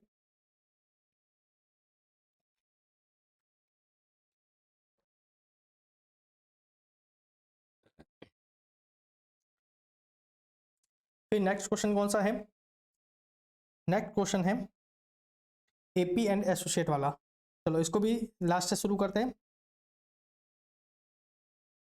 ठीक है, क्या बोलता है, discuss the issue that need to be addressed before deciding to withdraw. देखिए मैंने ये आपको जब ये चीज़ पढ़ी थी तब मैंने आपको बोला था कि आप इस प्रोसेस को दिमाग में सेट कर लीजिए। जब भी ऑडिटर विदड्रॉ का सोचेगा उसको इस पॉलिसी से कंप्लाई करना होगा। स्टैंडर्ड्स ऑफ ऑडिटिंग में ऐसे बहुत से सर्कमस्टेंस आते हैं जहाँ पे ऑडिटर देखते हैं क्या मुझे विदड्रॉ करना चाहिए या नहीं करना चाहिए। तो जब भी ऑडिटर विदड्रॉ का चीज़ देखता है तो ऑडिटर क्या करता है, उस पॉलिसी के अकॉर्डिंग अपना डिसीजन लेता है। ऑडिटर डायरेक्टली विदड्रॉ नहीं करता है, ऑडिटर डायरेक्टली विदड्रॉ नहीं करता है। सबसे पहले उन फैक्ट को क्या करेगा, TCWG के साथ कंसिडर करेगा, राइट। फिर दूसरा, अगर वो विड्रॉल का सोच रहा है, राइट, तो अगेन वो TCWG से कम्युनिकेट करेगा रीजंस क्या है विड्रॉल के, ऐसे क्या क्या सर्कमस्टेंस थे अगर वो विड्रॉ करने का सोच रहा है। दूसरा, वो अपनी उसमें प्रोफेशनल रेस्पॉन्सिबिलिटी वगैरह देखेगा, क्या मैं विड्रॉ कर सकता हूँ, राइट, क्या मैं विड्रॉ नहीं कर सकता हूँ। अगर मैं विड्रॉ करता हूँ तो क्या मुझे किसी रेगुलेटरी अथॉरिटी को रिपोर्ट करने की जरूरत है, क्या मुझे किसी लीगल काउंसिल एक्सपर्ट की है ना नाम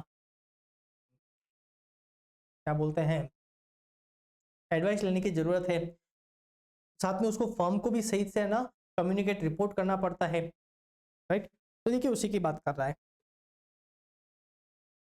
देखिए एक सीए फर्म है एक कंपनी की पिछले 4 साल से। अब जो कंपनी है वो मैन्युफैक्चरिंग मार्केटिंग में थी FMCG की। अब इस साल में कंपनी ने क्या हुआ, अपना जो ऑपरेशंस थे वो थोड़े से बढ़ा दिए। अब जो फर्म है उसको पता चला कि कंपनी ने अपने ऑपरेशन बढ़ा लिए और अब कंपनी के पास नेसेसरी एक्सपर्टाइज नहीं है उस काम को हैंडल करने के लिए, इसलिए वो क्या कर रही है, विड्रॉ करने का सोच रही है। तो देखिए सबसे पहले क्या करेंगे, TCWG के साथ आपको डिस्कस करना है फैक्ट्स एंड सर्कमस्टेंसेस। वो बताएंगे कि आपने ये ऑपरेशन बढ़ा दिए, उस चीज़ों का हमको नॉलेज नहीं है। फिर ये क्या कर रहा है, अगर फर्म सोचती है कि यहाँ से क्या करना है, विड्रॉ करना है, तो विड्रॉ करने से पहले वो क्या करेंगे, TCWG के साथ क्या करेंगे, कम्युनिकेट करेंगे। फिर चीज से ध्यान रखना, वो अपनी क्या करेंगे, रेस्पॉन्सिबिलिटी देखेंगे, कोई अगर प्रोफेशनल या फिर लीगल रेस्पॉन्सिबिलिटी वो देखेंगे, साथ में देखेंगे क्या विड्रॉल पॉसिबल है। Documenting significant issue, consultation, conclusion and the basis for the conclusion. और ध्यान रखना ये चीज फॉर्म को भी कम्युनिकेट करी जाती है, राइट। अब देखिए नेक्स्ट क्वेश्चन है,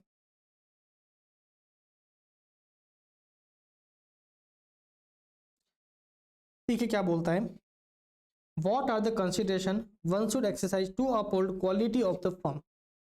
डायरेक्टली नहीं पता चलेगा इससे कि किससे रिलेटेड क्वेश्चन है, राइट। तो चलिए अब शुरू करते हैं।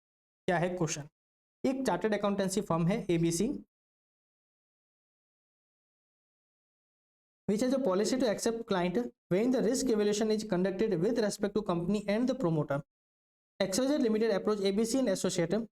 Promoter of XYZ Limited is a close associate family friend of Mr. A, managing partner of ABC and associate. अब देखिए कंपनी है XYZ, जो भी कंपनी होगी XYZ कंपनी है, वो एक फर्म के पास आई कि आप हमारी क्या करिए, ऑडिट करिए, राइट।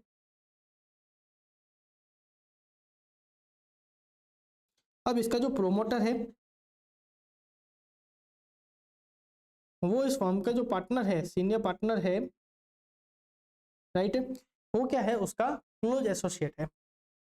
मतलब इंडिपेंडेंस को थ्रेट है। पहला आपके दिमाग में क्लिक हो जाना है क्या कि यहाँ पे इंडिपेंडेंस को थ्रेट है, राइट। फिर ये क्या है, XYZ limited is in news in the previous year for certain inquiry from the regulatory authority in relation to certain matters. अब एक और बता दिया, अब ये भी मार्केट में बहुत न्यूज है कि उसके ऊपर क्या इन्वेस्टिगेशन होकर चल रही है, मनी लॉन्ड्रिंग, इनकम टैक्स को लेके। अगर मतलब क्या हो गया, XYZ जो कंपनी है उसके जो की मैनेजर पर्सन है या फिर उसके जो ओनर्स वगैरह है, प्रोमोटर वगैरह है, उसकी इंटीग्रिटी पे क्या है, डाउट है। फिर क्या बोला है, जो एग्जिस्टिंग ऑडिटर थे उन्होंने क्या किया, रिजाइन कर दिया है। तो अगेन अगर रिजाइन किया है तो आपको क्या करना है, पहले उनसे रीजन पूछना पड़ेगा आपने रिजाइन क्यों किया, राइट। उससे क्या होगा, आपको अगेन क्लाइंट की इंटीग्रिटी के बारे में पता चलेगा। अभी आगे क्या बोल रहा है, जो अभी सारे फैक्टर कंसीडर आपने दिखे। अब XYZ क्या कर रहा है, आपको 25% ज्यादा ऑडिट फीस दे रहा है, पिछले बार से 25% ज्यादा ऑडिट फीस दे रहा है, मतलब आपको ललचा रहा है, राइट। अब मिस्टर ए क्या कर रहा है, जो पार्टनर है इस फर्म का, वो क्या बोल रहा है, वो रिकमेंड कर रहा है कि आपको ये ऑडिटर एक्सेप्ट करनी चाहिए। What is your understanding the functioning of the tone at the top of the firm ABC and associate chartered accountant. तो देखिए टोन जो है टॉप ऑफिशियल्स की वो अच्छी नहीं है। टोन, उनको क्वालिटी, जब भी आप फर्म की स्ट्रेटेजी बनाते हो, क्वालिटी कंट्रोल पॉलिसी बनाते हो, तो क्वालिटी है वो उसका सेंट्रल पार्ट होना चाहिए, उसका कोर पार्ट। ऑफ कोर्स हर कोई जो बिजनेस कर रहा है पैसे के लिए कर रहा है, जो भी काम कर रहा है पैसे के लिए कर रहा है, पैसा is the important, money is the important factor, पर मनी से भी ज्यादा इंपॉर्टेंट फैक्टर कौन सा है? क्वालिटी। आप क्वालिटी को ज्यादा प्रायोरिटाइज करोगे, और यहाँ पे आपको साफ साफ दिख रहा है क्लाइंट की इंटीग्रिटी अच्छी नहीं है, हमको ये ऑडिट एक्सेप्ट नहीं करनी चाहिए, राइट। मार्केट में अच्छी नहीं है, पुराने वाले ऑडिटर ने रिजाइन कर दिया है, और ऊपर से वो अपना रिलेटेड पार्टी भी है, राइट, क्लोज एसोसिएट है, अपने इंडिपेंडेंस को थ्रेट है, फैमिलिटी थ्रेट है, राइट, तो हमको ऑडिट एक्सेप्ट नहीं करनी चाहिए। उसके बाद भी अगर टॉप ऑफिशियल रिकमेंड कर रहा है तो मतलब टोन अच्छी नहीं है, राइट। तो पहले तो इसमें फैक्ट ऑफ द केस बताया इन्होंने, जो अभी अपन ने डिस्कस किए ऊपर। फिर ये बोल रहा है जो टॉप ऑफिशियल है उसका जो काम है वो पुअर है।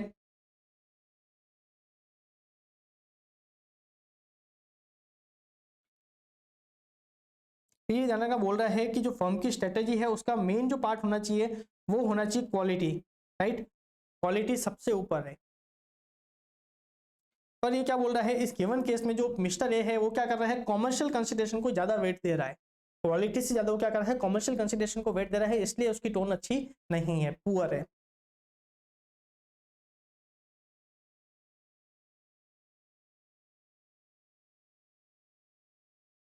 ये क्या बोला ऊपर है, जितने भी ऊपर फैक्टर्स देखे, राइट, वो सब ध्यान रखना, आपको एक्सेप्ट करने से पहले कंसीडर करना चाहिए। और एक और पॉलिसी होती है, अगर कोई कंपनी की ऑडिट आपके पास आ रही है और वो आपसे किसी तरह से रिलेटेड है, तो पॉलिसी ये बोलती है कि आपको रिलेशन अपनी फर्म में डिस्क्लोज करना चाहिए, वो ऑडिट एक्सेप्ट करो उससे पहले वो रिलेशन डिस्क्लोज करना चाहिए। तो मिस्टर ए को अगर वो आपका फ्रेंड है, उसका प्रोमोटर, तो आपको क्या करना चाहिए, वो रिलेशन बताना चाहिए अपनी कंपनी, अपनी फर्म में। तो ओवरऑल ये क्या बता रहा है कि जो क्वालिटी कंट्रोल फ्रेमवर्क है फर्म में वो क्या है, प्रॉपर नहीं है, राइट, वो प्रॉपर नहीं है।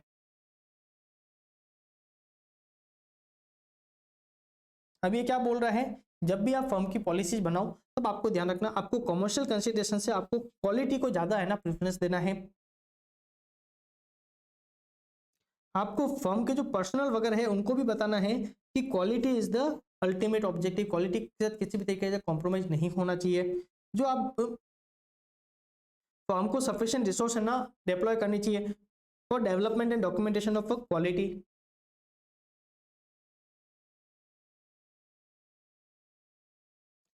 फिर ये क्या बोल रहा है, फर्म को ऑडिट एक्सेप्ट करने से पहले रेलेवेंट इंफॉर्मेशन ऑब्टेन करनी चाहिए, राइट। तो बड़ा ही इजी क्वेश्चन था और इंपॉर्टेंट है, इसको मैं इंपॉर्टेंट मार्क कर रहा हूँ, पता नहीं क्यों, पर मुझे लग रहा है ये इंपॉर्टेंट है, राइट, ये मुझे इंपॉर्टेंट लग रहा है बहुत।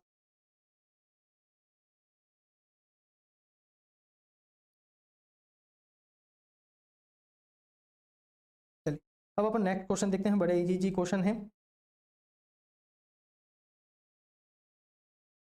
अब ये देखिए, ये भी ऊपर वाले जैसा ही क्वेश्चन है। ये क्या बोल रहा है, what are the factors to be evaluated by CAM if he wants to take up the engagement. Again अपन को इससे पता चलना चाहिए क्वेश्चन किसकी बात होगी, या तो एसक्यूसी 1 या फिर ऐसे 220 की बात होगी, राइट। एंगेजमेंट लेने से पहले सीएम क्या क्या फैक्टर कंसीडर करेगा। अभी ऊपर जैसे सिमिलर क्वेश्चन है, राइट। ये क्या बोल रहा था, इस केस में क्या था कि ये दोनों एक पार्टी में मिले थे और वहां पे वो पर्सन बोला है कि आप मेरी कंपनी की क्या करिए, ऑडिट करिए। पर उस कंपनी में क्या था, पिछले कुछ महीने में या फिर पिछले साल में या पिछले कुछ दिनों में इन्वेस्टिगेशन वगैरह हुई थी, राइट, इन्वेस्टिगेशन वगैरह हुई थी, और वहां पे कुछ हो सकता है कि सम वगैरह भी उन्होंने क्या किया हो, जब्त किया हो, राइट। तो ये बोल रहा है कि उस केस में इंटीग्रिटी पे आपको साफ पता चला कि उसकी इंटीग्रिटी अच्छी नहीं है, तो इस केस में आपको ऑडिट एक्सेप्ट नहीं करनी चाहिए, राइट। एक बार आप रीड करिएगा, बहुत सिंपल है। इसलिए क्या बोला है, therefore offer should not be accepted.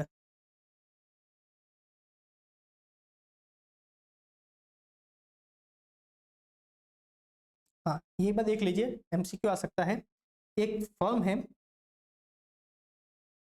Listed company की, वो डाउट में है कि कोई पर्टिकुलर एक इंडेक्स को लेकर डाउट में है कि वो एप्लीकेबल है या नहीं, इसलिए उन्होंने क्या किया, आईसीआई को एक क्वेरी सेंड करी फॉर द एक्सपर्ट ओपिनियन, जानने के लिए कि इंडेक्स एप्लीकेबल होगा या नहीं होगा। फिर क्या बोला था, इश्यू वाज रिजॉल्व्ड, और जो ओपिनियन आया उससे क्या हो गया, इश्यू रिजॉल्व हो गया। अब जो फर्म है, since expert opinion was provided by ICI, engagement team was to view that appointment of EQCR has lost its relevance, do you agree. वो फर्म क्या बोल रही है कि हमने as a ICICI expert opinion लिया है तो अब इक्यू शेयर की जरूरी नहीं है। अरे भाई किसने बोला आपको ऑडिट करने के लिए? दोनों बहुत अलग केस है, दोनों का आपस में कोई लेना देना नहीं है। लिस्टेड एंटिटी के लिए इक्यू शेयर मैंडेटरी है, वो रिव्यू एक अलग केस है। आप एक्सपर्ट ओपिनियन ले लो, वो आपका अलग केस है, दोनों अलग केस है। EQ share is mandatory, right. ये क्या बोल रहे हैं, देखिए EQ share in listed entities mandatory requirement, तो आपका जो सोच रहे हो वो गलत सोच रहे हो, राइट। दोनों अलग अलग केस होते हैं। तो सीए फाइनल एग्जाम से रिलेटेड SQ7 बहुत इंपॉर्टेंट है। हम अपन ने देखिए बहुत सारे क्वेश्चंस देखे हैं, राइट। तो of course SQ7 is highly important, आपको इसके क्वेश्चन एटलीस्ट 2 से 3 बार देखने चाहिए।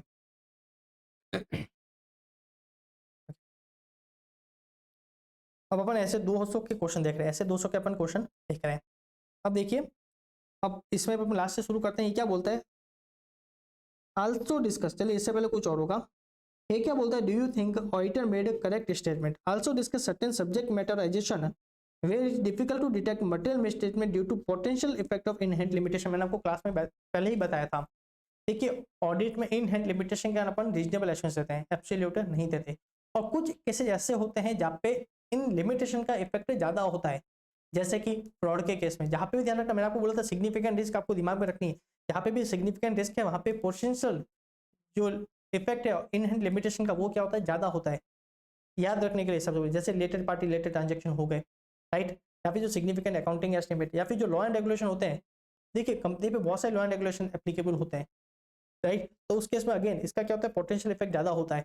जो फ्रॉड के कारण जो मिसस्टेटमेंट होने की है उसमें अगेन पोटेंशियल इफेक्ट क्या होता है, ज्यादा होता है। जो गोइंग कंसर्न है, देखिए वो फ्यूचर रिलेटेड है, तो फ्यूचर को आज के टाइम में रीजनेबली प्रिडिक्ट करना भी इतना आसान नहीं है, इसलिए वहां पे अगेन इसका इफेक्ट क्या होता है, ज्यादा होता है, राइट। तो ये चीज तो आपको डायरेक्टली पता चल गई। देखिए गोइंग कंसर्न वाला एग्जांपल, लॉ एंड रेगुलेशन वाला एग्जांपल, रिलेटेड पार्टी वाला एग्जांपल एंड फ्रॉड वाला एग्जांपल। अब ऊपर देखते हैं, ऊपर क्या स्टेटमेंट था। देखिए चार्टर्ड अकाउंटेंसी फर्म है जो कंपनी की ऑडिट कर रही है। फिर क्या बोल रहा है, ऑडिटर ने ऑडिट करी और उसको कोई भी मिस स्टेटमेंट नहीं मिली। और उसने क्या किया है, अनमॉडिफाइड ऑडिट रिपोर्ट इशू कर दी। उसके बाद ऑडिट रिपोर्ट इशू होने के बाद क्या हुआ, एक फ्रॉड मिला एरिया ऑफ इन्वेंट्री में, राइट। तो उसमें बोला कि ऑडिटर से है ना सबमिशन मांगा कि आपने इसको आइडेंटिफाई क्यों नहीं किया, आपकी ऑडिट फेल क्यों हुई इसको आइडेंटिफाई करने में, राइट। तो उसमें ऑडिटर ने बोला कि हमारी कुछ इनहेरेंट लिमिटेशन होती है जिसके कारण पॉसिबल नहीं है कि हमको हर आइटम में क्या मिले, पॉजिटिव एविडेंस मिले। तो ये बोल रहा है जो फर्म ने जो सबमिशन किया है क्या ये सही है, राइट। चलिए आंसर देखते हैं क्या दिया है।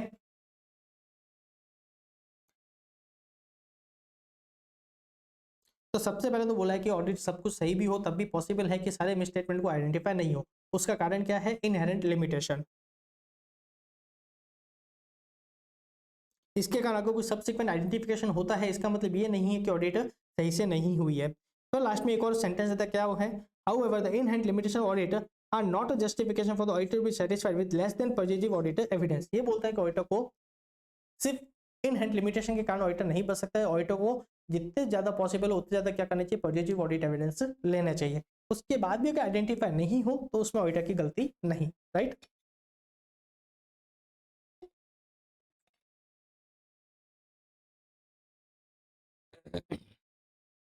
तो बड़ा इजी क्वेश्चन था, ध्यान रखना। ऊपर वाले पे तो नहीं, पर ये जो सेकंड पार्ट था इस पे क्वेश्चन आ सकता है छोटा सा।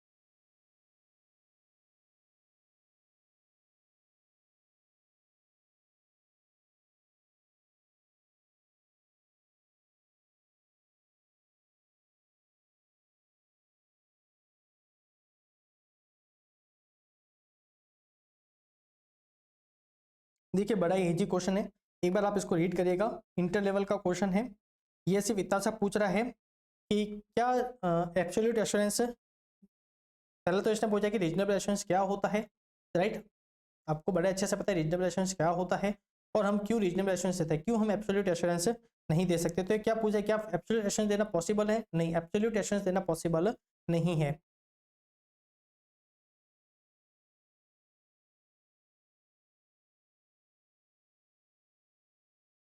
अभी बता रीजनेबल एश्योरेंस क्या होता है, ये पता है हाई लेवल ऑफ एश्योरेंस को रीजनेबल एश्योरेंस बोलते हैं, but is less than absolute assurance, right. कुछ ऑडिट रिस्क रहती ही है। ये कब मिलता है, जब auditor sufficient appropriate audit evidence लेता है to reduce audit risk to an acceptably low level. फिर ये बोलता है कि इन हैंड लिमिटेशन के कुछ कारण है, उसके कारण हम रीजनेबल एश्योरेंस देते हैं, उसके कारण हम एब्सोल्यूट एश्योरेंस कभी नहीं दे सकते। तो बड़ा इजी है, एक बार आप देख लेना।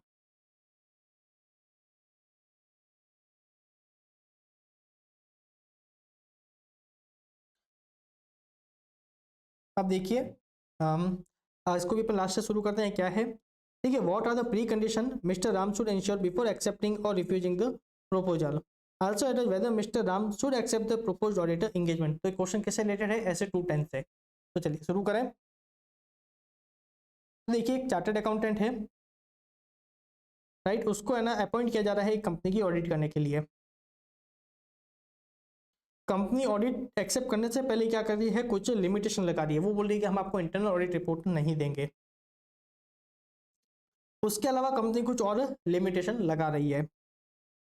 तो ये बोल रहा है कि पहले तो ऑडिट की प्री कंडीशंस बताइए। सबसे पहले तो ऑडिट की प्री कंडीशंस बताइए। तो ऑडिटर बताता है, ऑडिटर के कुछ राइट्स, उसको कुछ एक्सेस वगैरह चाहिए, मैनेजमेंट की रेस्पॉन्सिबिलिटी की बात करता है, कुछ एफआरएफ की बात करता है। दैट इज प्री कंडीशन, आपको बड़े अच्छे से पता है। उसके बाद जो इंपॉर्टेंट चीज़ है, ध्यान रखना, अगर ऑडिट एक्सेप्ट करने से पहले मैनेजमेंट कोई लिमिटेशन लगाता है जिसके कारण ऑडिटर को लगता है उसको डिस्क्लेमर ऑफ ओपिनियन देना पड़ेगा। क्या करना पड़ेगा, डिस्क्लेमर ऑफ ओपिनियन देना पड़ेगा। तो ऑडिटर क्या करेगा, ऐसी ऑडिट को एक्सेप्ट नहीं करेगा। तो देखिए सबसे पहले तो बताता है प्री कंडीशंस क्या क्या है।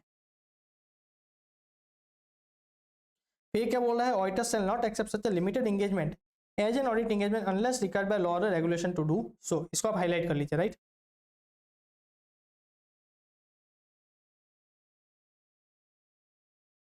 तो mister Ram should not accept appointment as a statutory auditor of XYZ private limited due to limitation imposed by on his scope of work.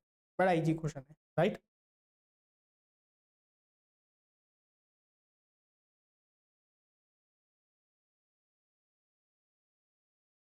देखिए ये भी बड़ा इजी है। ये क्या बोल रहा है, what should be included in terms of agreed audit engagement letter. आपको बड़े अच्छे से पता है क्या क्या आएगा, क्या क्या आएगा, याद है, याद करिए। Scope, nature scope of audit, auditor की रेस्पॉन्सिबिलिटी, मैनेजमेंट की responsibility, identification of AFRF and reference to expected form and content of report. ये अपने क्या होंगे, एंगेजमेंट लेटर के पार्ट होते हैं, right. Minimum content of engagement letter. अब ध्यान रखना, उसमें क्या बोला था, अगर कोई लॉ एंड रेगुलेशन डिटेल में आपकी टर्म्स एंड कंडीशन बता रही है तो उस केस में आप क्या करोगे, और मैनेजमेंट अपनी रेस्पॉन्सिबिलिटी को एक्नोलेज कर रहा है, मैनेजमेंट अपनी रेस्पॉन्सिबिलिटी को एक्नोलेज कर रहा है, तो उस केस में आप क्या करोगे, एक छोटा है ना एंगेजमेंट लेटर भी दे सकते हो, जिसमें आप क्या करोगे, उस लॉ एंड रेगुलेशन का रेफरेंस दोगे और साथ में ये भी रेफरेंस दोगे कि मैनेजमेंट क्या कर रहा है, अपनी रेस्पॉन्सिबिलिटी को एक्नोलेज कर रहा है, राइट। तो क्वेश्चन उसी से रिलेटेड है। तो एक बार आपको क्या करना है, लास्ट से रीड करना है एक दो लाइन की, क्वेश्चन किसके बारे में पूछ रहा है, उसके बाद आप क्या करोगे, क्वेश्चन को रीड करना शुरू करोगे। देखिए AKJ limited is a small size 30-year old company having business of manufacturing of pipe. Company has a plant based out of Dehradun and have their corporate office in Delhi. Recently, the company appointed new firm of CA as the statutory auditor. Statutory auditor want to enter into an engagement letter with the company in respect of their service, but the management has contended that since the statutory limit audit is mandated by law, engagement letter may not be required. Auditor did not agree to this and has shared a format of engagement letter with the management for their reference before getting that signed in this respect. Right? तो बड़ा easy है, मैंने आपको दोनों के ही answer दे दिए थे, एक बार आप इसको रीड कर लेना। ये देखिए ये भी बड़ा डायरेक्ट क्वेश्चन है। Please elucidate the circumstances that may warrant revision in the terms of engagement. Ownership में चेंज होना, उसके जो की मैनेजमेंट है उसमें चेंज होना, एम्प्लॉयज़ का चेंज होना, बिजनेस ऑपरेशंस पे चेंज होना, एएफआरएफ में चेंज होना, जो लॉ एंड रेगुलेशन एप्लीकेबल है उस पर चेंज होना। यहाँ पे आपको लगता है कि एंटिटी ने मिसअंडरस्टैंड किया था आपकी टर्म्स एंड कंडीशन को, तो उस केस में भी आप क्या कर सकते हो, अपने लेटर को रिवाइज कर सकते हो, राइट। एक सेकंड गाइस होल्ड करिएगा। हाँ जी, अपन ये वाला क्वेश्चन देखा।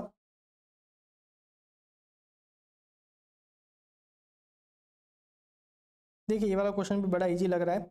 पर बहुत बार पूछा गया, नवंबर 20 में, 21 में, सितंबर 22 में। ठीक है, क्या बोल रहा है, the engagement letter contains details on objective and scope of audit, responsibility of auditor, identification of framework applicable. Okay, देखिए, objective and scope of audit, responsibility of auditor, identification of framework, reference to expected form and content of report from all three joint auditors. In your opinion, what was the discrepancy in the audit engagement letter issued by the MEA Limited? देखिए, यहाँ पे management की responsibility का तो कोई reference नहीं है, तो दैट इज द वायलेशन। देखिए,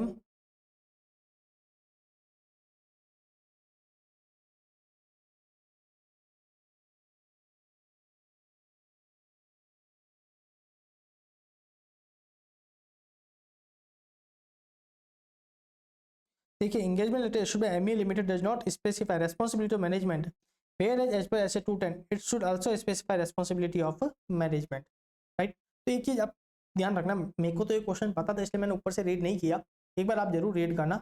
पर एक चीज आप देख रही है, आप एक बार लास्ट की 2 लाइन पढ़ के देखिए, फिर आप क्या करना, पूरा क्वेश्चन पढ़ना, क्वेश्चन इजी लगेगा। पहले लास्ट की 2 लाइन पढ़ना, क्योंकि काफी बार एंशिएंट ऊपर में क्या बहुत सारी रामायण लिखती है, उससे अपना दिमाग घूम जाता है, तो वैसा मत करना। पहले लास्ट में 2 लाइन जरूर पढ़ना कि लास्ट एंशिएंट अल्टीमेटली पूछना क्या चाह रही है।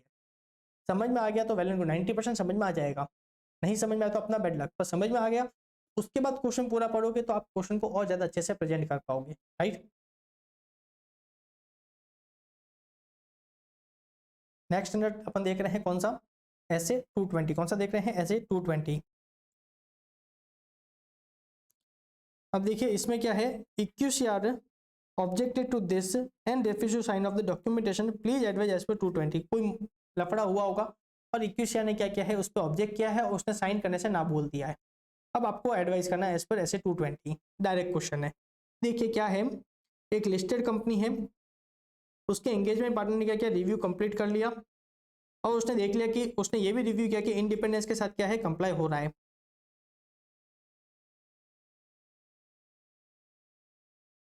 अब इक्यूसीआर ने सब कुछ रिव्यू किया एक्सेप्ट इंडिपेंडेंस। एंगेजमेंट पार्टनर का कहना था कि उसने रिव्यू कर लिया है, तब इक्यूसीआर को है ना इंडिपेंडेंस को रिव्यू करने की जरूरत नहीं है। और ये एंगेजमेंट और ये इक्यूसीआर को अच्छा नहीं लगा, उसने क्या किया, साइन करने से ना बोल दिया। तो देखिए हमको अच्छे से पता है कि इक्यूसीआर क्या करता है, ऑब्जेक्टिव इवैल्यूएशन करता है, उसमें वो पर्टिकुलरली फर्म के इंडिपेंडेंस को क्या करता है, अच्छे से इवैल्यूएट करता है, ये उसके स्कोप में है। तो एंगेजमेंट पार्टनर जो ना बोल रहा है वो सही नहीं है, वो एज पर एसए 220 नहीं है। देखिए बड़ा सिंपल है,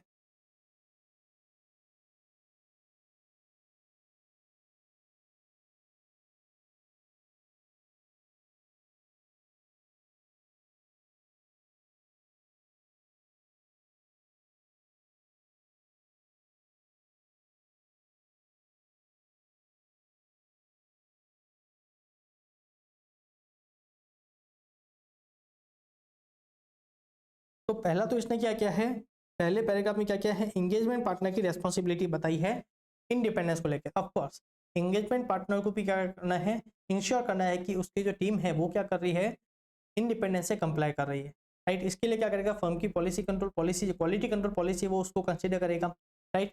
वो देखेगा ऐसे कोई रिलेशनशिप अगर तो नहीं है जो क्या कर रहे हैं, इंडिपेंडेंस को थ्रेट पहुंचा रही है, या फिर कोई ऐसी ब्रीच तो नहीं हुई है, राइट, कोई ऐसी पॉलिसी का ब्रीच तो नहीं हुआ जो क्या कर रहा है, इंडिपेंडेंस को थ्रेट पहुंचा रहा है, राइट। अगर उसको कोई ऐसी इंफॉर्मेशन मिलती है तो उस केस में क्या करेगा, वो एप्रोप्रिएट एक्शन लेगा, साथ में फर्म को कम्युनिकेट करेगा। एप्रोप्रिएट एक्शन का मतलब क्या हुआ, या तो उसको एलिमिनेट करना थ्रेट को, या फिर एक्सेप्टेबल लेवल तक लेके आना, राइट। और वो क्या करेगा, साथ में फर्म को कम्युनिकेट करेगा। तो एक बात तो सही है कि एंगेजमेंट पार्टनर की रेस्पॉन्सिबिलिटी होती है इंडिपेंडेंस को असेस करने की, राइट। साथ में ध्यान रखना इक्यूसीआर के भी स्कोप से ये बाहर नहीं है, इक्यूसीआर भी क्या करता है, इंडिपेंडेंस को इवेल्युएट करता है। देखिए क्या बोलता है, बहुत सारी चीजों के साथ में इक्यूसीआर क्या करेगा, इंडिपेंडेंस को भी क्या करेगा, इवेल्युएट करेगा। तो जो एंगेजमेंट पार्टनर का व्यू है कि जो रिव्यू करने की रिस्पॉन्सिबिलिटी है इंडिपेंडेंस की, वो एंगेजमेंट पार्टनर की है, सही है। और जो वो साथ में बोल रहा है कि इक्यूसीआर की रेस्पॉन्स ये स्कोप से बाहर है, वो सही नहीं है, and not EQCR is not correct. The independent assessment documentation should also be given to EQCR for his review. आपको तो करना ही है, साथ में इक्यूसीआर के भी स्कोप से बाहर नहीं है। तो अगर एंगेजमेंट पार्टनर ऐसा बोल रहा है तो वो गलत बोल रहा है, वो ऐसे 220 के अकॉर्डिंग नहीं है, राइट। ये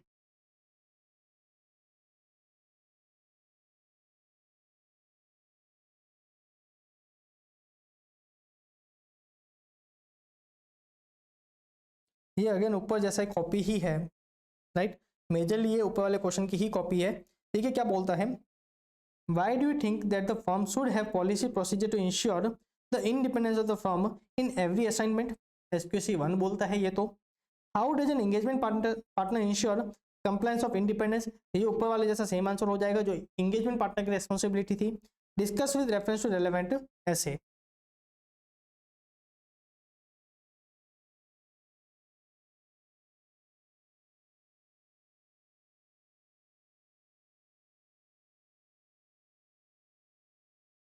देखिए इसने क्या किया, सबसे पहले एचपीसी 1 का रेफरेंस दिया, राइट। अपन ने भी दोनों चीज को कंसिडर कर दी थी। अब देखिए क्या बोलता है, फर्म को पॉलिसी एंड प्रोसीजर एस्टेब्लिश करनी चाहिए जो उसको रीजनेबल एश्योरेंस दे कि उसकी जो फर्म है वो क्या कर रही है, इंडिपेंडेंस से कंप्लाई कर रही है, and maintain independence where required by the court. उस पॉलिसी प्रोसीजर में क्या करेंगे, पहले तो इंडिपेंडेंस की जगह जो रिक्वायरमेंट है वो अपने एम्प्लॉय को कम्युनिकेट करेंगे। दूसरा क्या करेंगे, ऐसे कोई सर्कमस्टेंस है जो या फिर रिलेशनशिप है जो इंडिपेंडेंस को थ्रेट पहुंचा सकते हैं, वो उसको आइडेंटिफाई करेंगे, इवेल्यूएट करेंगे, and to take appropriate action to eliminate those threat और reduce them to acceptable level by applying safeguards or if considered appropriate to withdraw from the engagement, right। ये सबसे लास्ट ऑप्शन होता है withdraw वाला। अब engagement partner की responsibility क्या है, सबसे पहले वो क्या करेगा, रिलेशनशिप को आइडेंटिफाई करेगा। अगर कोई ऐसी रिलेशनशिप है जो इंडिपेंडेंस को थ्रेट पहुंचा सकती है, सबसे पहले क्या करेगा, उसको आइडेंटिफाई करेगा, राइट। तो सबसे पहले क्या करेगा, उसके रिगार्डिंग इंफॉर्मेशन लेगा। अगर कैसे कोई रिलेशनशिप है तो उसके लिए क्या करेगा, वो सबसे पहले इंफॉर्मेशन लेगा। फिर अगर उसको कोई ब्रीच मिलती है तो उसको इवेल्यूएट करेगा, देखेगा क्या फर्म की इंडिपेंडेंस पॉलिसीज ब्रीच हुई है, क्या वो इंडिपेंडेंस को थ्रेट पहुंचा रही है। अगर पहुंचा रही है तो उसके केस में क्या करेगा, एप्रोप्रिएट एक्शन लेगा, राइट। तो बड़ा ही ईजी है। और ये लास्ट में देखना था, engagement partner shall promptly report to firm any inability to resolve the matter for an appropriate action.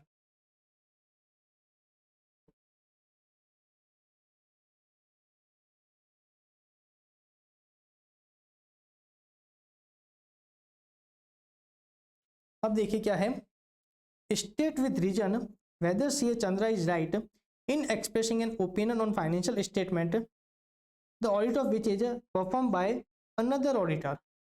देखिए क्या हुआ है, ऑडिट किसी और ने करी है और उसको साइन कोई और कर रहा है, राइट। तो ये बोल रहा है कि ये क्या सही कर, क्या ये सही है, राइट। देखिए एक फर्म है जो एक कंपनी की ऑडिट करने के लिए अपॉइंट हुई थी, उसका एक पार्टनर है सीए सुरेश, जिसने सारी ऑडिट करी और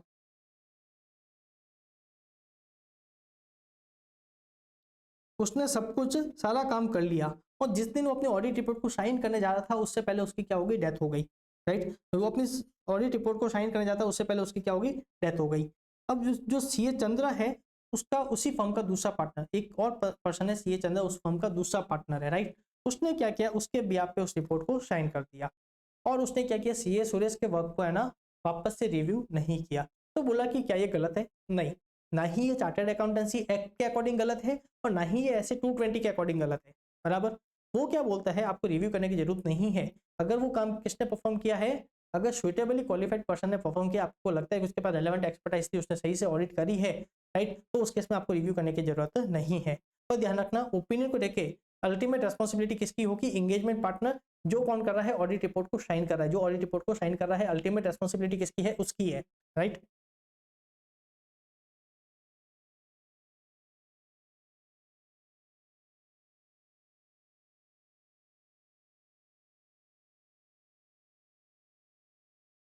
तो सबसे पहले तो क्या बोलता है, आप कितना भी वर्क डेलीगेट कर दीजिए, जो ओपिनियन को लेकर जो रेस्पॉन्सिबिलिटी है वो तो अल्टीमेटली किसकी रहेगी, जो एंगेजमेंट पार्टनर है, जो ऑडिट रिपोर्ट को साइन कर रहा है, उसकी रहेगी।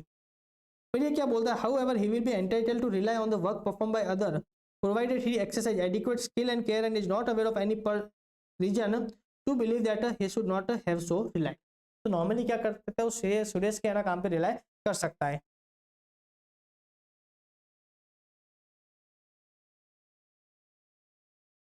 तो ये क्या बोला, in the instant case CS mister Suresh a partner of firm had completed routine audit work and died before signing audit report. Mr. Chandra, another partner firm, has signed the account of SC Limited relying on the work performed by Mr. Suresh.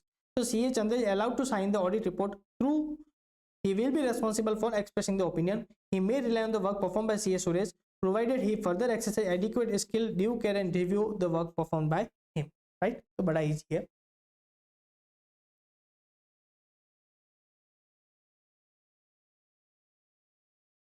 ये देखिए बड़ा important है. ये देखिए पूरा question सुनिए.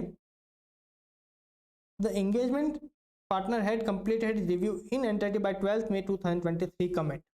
कुछ समझ में नहीं आएगा. चलिए शुरुआत से शुरू करते हैं. क्या है, एक फर्म है, उसने बीबी लिमिटेड की क्या करी है, ऑडिट करी है. जो फील्ड वर्क था वो 31 मार्च को पूरा हुआ.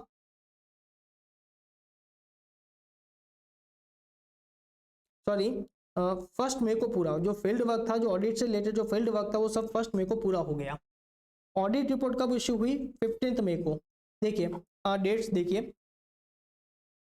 ये 31 मार्च 2023 की बात कर रहा है. किसकी बात कर रहा है, 31 मार्च 2023 की बात कर रहा है. राइट. जो अपना जो ऑडिट का जो वर्क है वो कब पूरा हुआ, 1 मई को. ऑडिट रिपोर्ट कब इश्यू हुई, 15 मई को. राइट. और देखिए जो EQCR का जो रिव्यू था, जो EQCR जो रिव्यू करता है वो पूरा हुआ 18 मई को. मतलब जो मैं ऑडिट रिपोर्ट इश्यू कर रहा हूं और जो EP ने जो रिव्यू कंप्लीट किया वो था 12 मई को. अपने काम का नहीं है, अपने काम की इंफॉर्मेशन अपन को मिल गई. अब देखिए जो EQCR ने जो रिव्यू किया वो कब किया, 18 को. और ऑडिट रिपोर्ट कब इश्यू हुई, 15 को. ये तो क्लियरली वॉल्यूशन हो गया. ये तो क्लियर वॉल्यूशन हो गया. किसका, एक तो ऐसे 200 का और एक ऐसे 700 का. ऐसे 700 क्या बोलता है कि जो EQCR का जो रिव्यू है ये भी आपको क्या करता है, सफिशिएंट एप्रोप्रिएट ऑडिट एविडेंस देता है in relation to formation of opinion.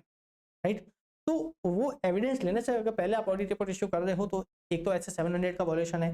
दूसरा ऐसे 220 बोलता है जब तक EQCR अपनी रिपोर्ट नहीं दे देता है उससे पहले आप ऑडिट रिपोर्ट को साइन नहीं करोगे. तो ऐसे 220 का भी क्या है, वॉल्यूशन.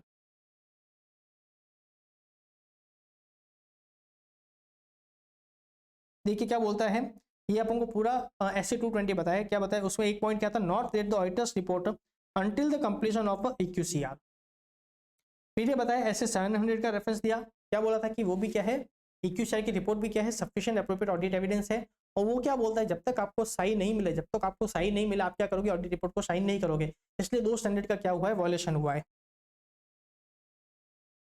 तो इन दिस केस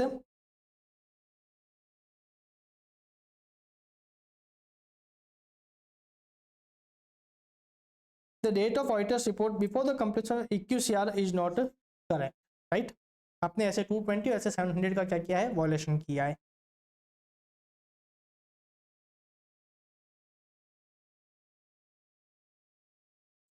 ये रिपीटेड क्वेश्चन है, एक बार आप देख लीजिएगा.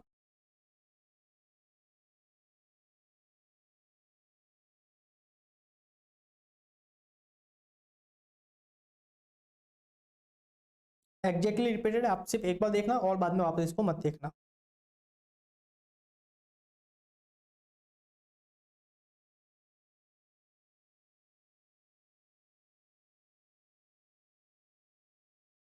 चलिए अपन नेक्स्ट क्वेश्चन शुरू कर रहे हैं. ऐसे 220 का लास्ट क्वेश्चन है. ठीक है, क्या बोल रहा है, ये क्वेश्चन है कौन सा, एस लिमिटेड वाला. देखिए क्या बोलता है, comment with respect to appropriate standards. What type of information assists the engagement partner in determining whether the conclusion reached regarding the acceptance and continuance of client relationship and audit engagement are appropriate or not? Right? तो again बहुत simple सा है और direct question पूछ लिया है. क्या बोलता है कि कौन सा स्टैंडर्ड है जो, हेलो एक सेकंड गाइज, हेलो, हाँ.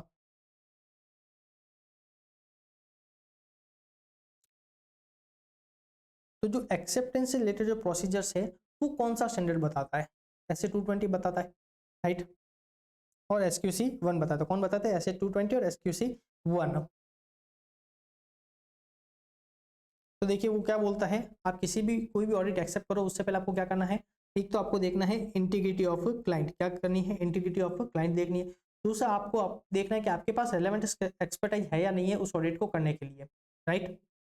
देखिए क्या बोलता है, आपको देखना है कि क्या आपकी फर्म के पास necessary capability, time and resources है या नहीं। तीसरा आपको देखना है जो एथिकल रिक्वायरमेंट है इंक्लूडिंग इंडिपेंडेंस, क्या आपकी फर्म उससे कंप्लाई कर सकती है नहीं कर सकती, मतलब अगर आपका वो रिलेटेड है, क्लोज एसोसिएट है, तो आपको ऑडिट वो एक्सेप्ट नहीं करनी चाहिए। फिर आपको देखना है एथिकल रिक्वायरमेंट, और लास्ट वाला पॉइंट क्या था, कंटिन्यू वाला, राइट। क्लाइंट वही है, आप क्या कर रहे हो, नया एंगेजमेंट ले रहे हो, क्लाइंट वही है, आप क्या कर रहे हो, नया एंगेजमेंट ले रहे हो। देखिए significant matter that have arisen during the current or previous audit engagement and the implication for the continue the relationship, right। तो इसमें क्या करोगे, आपका जो प्रीवियस ईयर का नॉलेज है आप क्या करोगे, उसको भी कंसीडर करोगे। अगर रिकरिंग ऑडिट का केस है तो आप क्या करोगे, जो प्रीवियस ईयर के जो एक्सपीरियंस है आप क्या करोगे, उसको भी कंसीडर करोगे। एक बार क्वेश्चन देखे क्या था।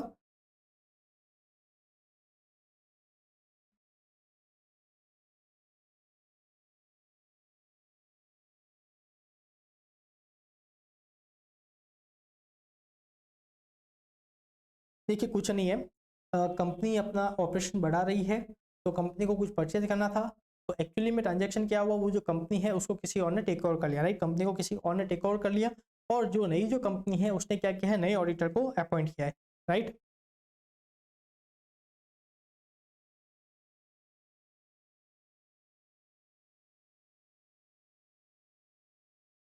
और उसमें क्या था कि जो ऑडिटर थे उन्होंने क्या किया, ऑडिट एक्सेप्ट कर ली, राइट, बिना जो प्रोसीजर परफॉर्म किए, राइट। जो क्लाइंट एक्सेप्टेंस से रिलेटेड जो प्रोसीजर्स थे उसको परफॉर्म किए बिना उन्होंने क्या किया, ऑडिट एक्सेप्ट कर दी। तो अपन को प्रोसीजर्स पूछे थे जो अपन ने आराम से बता दिए। अब एक और नेक्स्ट स्टैंडर्ड पूरा करते हैं, SA230 कौन सा, ऑडिट डॉक्यूमेंटेशन। ठीक है, जो डायरेक्ट क्वेश्चन होंगे इस स्टैंडर्ड के ऊपर नहीं देखेंगे। ठीक है, क्या बोलता है, what factors would influence the amount of working paper required to be maintain for the purpose of audit. आपके जो ऑडिट वर्किंग पेपर है, राइट, वो कैसे होंगे, डॉक्यूमेंटेशन का नेचर क्या होगा, उसकी वॉल्यूम क्या होगी, वो किस फैक्टर पे डिपेंड करता है। तो अगेन बहुत सारे फैक्टर पे डिपेंड करता है, साइज ऑफ एंटिटी क्या है, AFRF की रिक्वायरमेंट क्या है, आपने किस टाइप के एविडेंस ऑब्टेन किए हैं, राइट, आपने क्या मेथोडोलॉजी यूज करी है, आपने क्या टूल्स यूज किए हैं, राइट, क्या एविडेंस ऑब्टेन किए हैं, मटेरियलिटी क्या थी, रिस्क ऑफ मटेरियल मिसस्टेटमेंट वगैरह क्या था, इन सब चीज पे क्या करेगा, डिपेंड करेगा ऑडिट डॉक्यूमेंटेशन। देखिए nature of audit procedure perform, risk of material misstatement, size complexity of entity, audit evidence obtained, nature and extent of exception identified, audit methodology and tools used, timely preparation of audit documentation, कुछ example है, right. अपन ने class में इसको बहुत detail में discuss कर लिया था।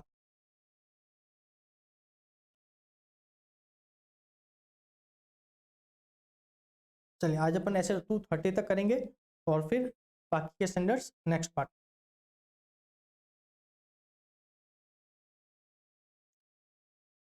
ओके, अब देखिए क्या है,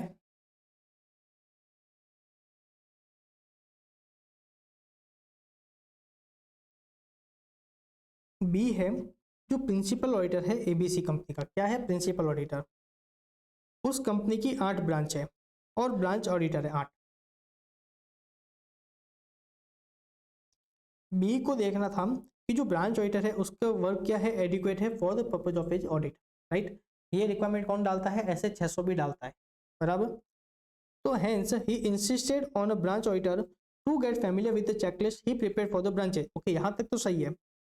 Besides, require them to share the working papers compiled by them for his review and return। ये उसने गलत कर दिया, ध्यान रखना वर्किंग पेपर्स पे राइट किसका होता है, ऑडिटर का, राइट। अब वो चाहे तो शेयर कर सकता है, वो चाहे तो शेयर कर सकता है, पर उसके आगे भी कुछ कंडीशंस है। पहला तो वो पूरा पूरे वर्किंग पेपर है ना, पहला तो वो कभी शेयर नहीं करता है, उसका कुछ एक्सट्रैक्ट शेयर कर लेगा। उसके बाद वो कुछ है ना कंडीशन देखे, जैसे कि इंडिपेंडेंस को हार्म नहीं होना चाहिए, राइट, कॉन्फिडेंशियलिटी वगैरह ब्रीच नहीं होनी चाहिए।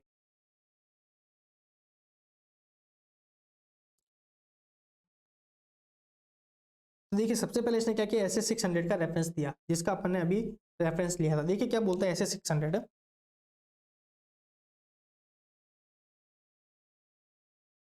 तो देखिए SS600 क्या बोलता है, प्रिंसिपल ऑडिटर को वो कुछ प्रोसीजर बताता है to be performed when using the work of another auditor. देखिए, when principal auditor plans to use the work of branch auditor he should consider the professional competence of the other auditor in the context of specific assignment. पर ध्यान रखना, अगर वो ICI का member है तो उसमें उस केस में उसकी कॉम्पिटेंसी को चेक करने की जरूरत नहीं है। ठीक है, if the other auditor is not a member of ICI, अगर आईसीआई का मेंबर तो चेक करने की जरूरत नहीं है, मेंबर नहीं है तो चेक करेगा। हाँ, he should perform procedure to obtain sufficient appropriate audit evidence that the work of other auditor is adequate for the principal auditor purpose in the context of specific engagement। तो उसके लिए बहुत सारे अदर प्रोसीजर्स दिए हुए हैं principal auditor के लिए, जिसके थ्रू क्या करेगा, वो इवेल्युएट करेगा कि जो ब्रांच ऑडिटर का जो वर्क है वो मेरे पर है ना एडिक्वेट है या नहीं, मेरी ऑडिट के लिए एडिक्वेट है या नहीं, उसके लिए बहुत सारे प्रोसीजर्स वहाँ पे दिए हुए हैं। तो वो क्या करेगा, वो वाले प्रोसीजर परफॉर्म कर सकते हो आप in order to determine the work is adequate और नॉट। पर ध्यान रखना, आप कहीं पे भी उसके वर्किंग पेपर नहीं मांग सकते। आप उसको कुछ प्रोसीजर परफॉर्म करने का बोल सकते हो, उसके रिजल्ट मंगा सकते हो, राइट। आप उस एंटिटी को विजिट कर सकते हो, आप प्लानिंग लेवल पे है ना उस ऑडिटर से कम्युनिकेट कर सकते हो, राइट। तो ये बहुत सारे प्रोसीजर ऐसे स्टैंडर्ड बताता है, पर ध्यान रखना वर्किंग पेपर्स पे आपको राइट नहीं देता है।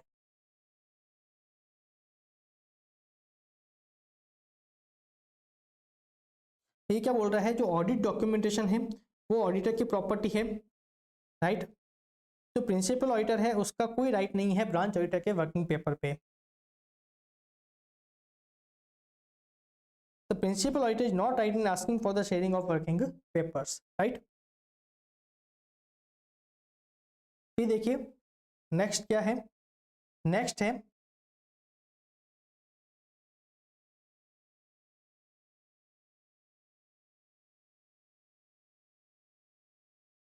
ये बड़ा इंपॉर्टेंट क्वेश्चन है, बहुत इंपॉर्टेंट है, स्पेशल क्वेश्चन है।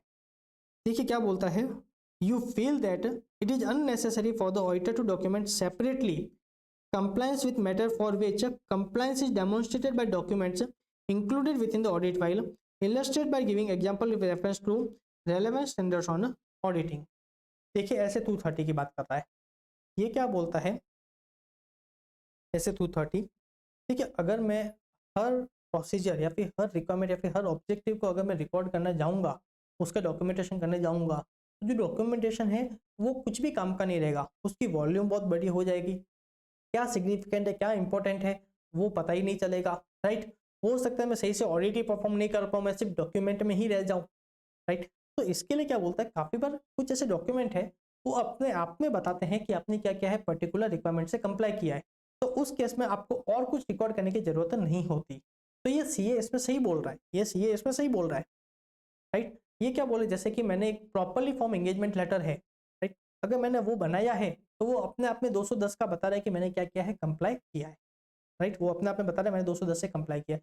मान लीजिए मैंने एक प्रॉपरली मैंने मैनेजमेंट से रिटर्न रिप्रेजेंटेशन लिए हैं, राइट, तो अपने आप में बता रहा है कि मैंने 580 से क्या किया है, कंप्लाई किया है। बात समझ में आ रही हो, बहुत अच्छे से समझ में आ रही। अब दूसरा जैसे कि प्रोफेशनल स्केप्टिसिज्म है, उसको जनरल रिकॉर्ड करने का कोई तरीका नहीं है, पर मान लीजिए अगर मेरे वर्किंग पेपर से पता चल रहा है कि मैं क्या कर रहा हूँ, एक एविडेंस से दूसरे एविडेंस से क्रॉस चेक कर रहा हूँ, राइट, या फिर अगर कहीं पे डाउट क्रिएट हो रहा है तो मैं उसको फर्दर इन्वेस्टिगेट कर रहा हूँ, तो ये अपने आप में बता रहा है कि मैं क्या कर रहा हूँ, प्रोफेशनल स्केप्टिसिज्म मेंटेन कर रहा हूँ, राइट।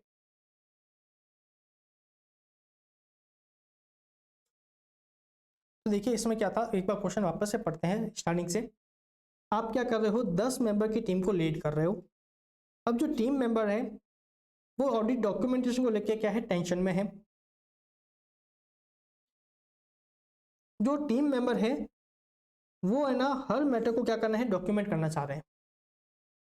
तो इन योर, और जो सीए है जो टीम को लीड कर रहा है वो बता रहा है कि ये नहीं जरूरी है और ना ही पॉसिबल है for the auditor document every matter consider और professional judgement made in the an auditor. वो बोल रहा है कि हम जो प्रोफेशनल जजमेंट लेते हैं या फिर जो हर प्रोसीजर परफॉर्म करते हैं उसको रिकॉर्ड करना पॉसिबल नहीं है और ना ही प्रैक्टिसेबल है, राइट।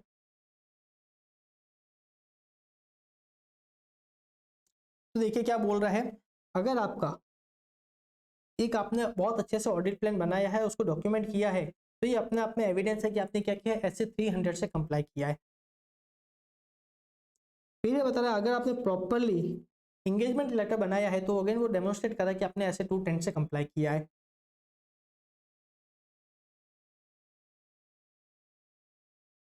अगर ऑडिटर की रिपोर्ट में अप्रोप्रिएट क्वालिफाइड ओपिनियन दिया हुआ है, अप्रोप्रिएट क्वालिफाइड ओपिनियन दिया हुआ है, तो अगेन वो बता रहा है कि ऐसे 705 से क्या है, कंप्लाई किया है। तो ये बोलता रहा है कि काफी बार क्या होता है, जो रिपोर्ट्स या डॉक्यूमेंट्स होते हैं वो अपने आप में बताता है कि आपने क्या किया, स्टैंडर्ड से कंप्लाई किया है, तो उस केस में आपको उन प्रोसीजर्स को अगेन रिकॉर्ड करने की जरूरत नहीं होती। फिर इसने एक प्रोफेसर स्केप्टिसिज्म का और एग्जांपल दिया जो अपन ने अभी डिस्कस कर लिया।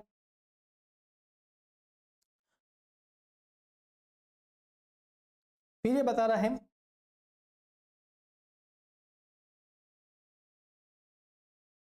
देखिए एक हमारी रिक्वायरमेंट थी क्या, प्रॉपर डायरेक्शन को लेके, तो ये बता रहा है कि अगर सीए एंगेजमेंट टीम का पार्ट है या फिर जो सीनियर मेंबर है वो एंगेजमेंट टीम का पार्ट बन रहे हैं at a discussion level, right, ध्यान रखना आपको इसको सबको इन्वॉल्व करना है, तो वो अपने आप में डेमोन्स्ट्रेट करे कि आप क्या कर रहे हो, सही से डायरेक्ट कर रहे हो, राइट।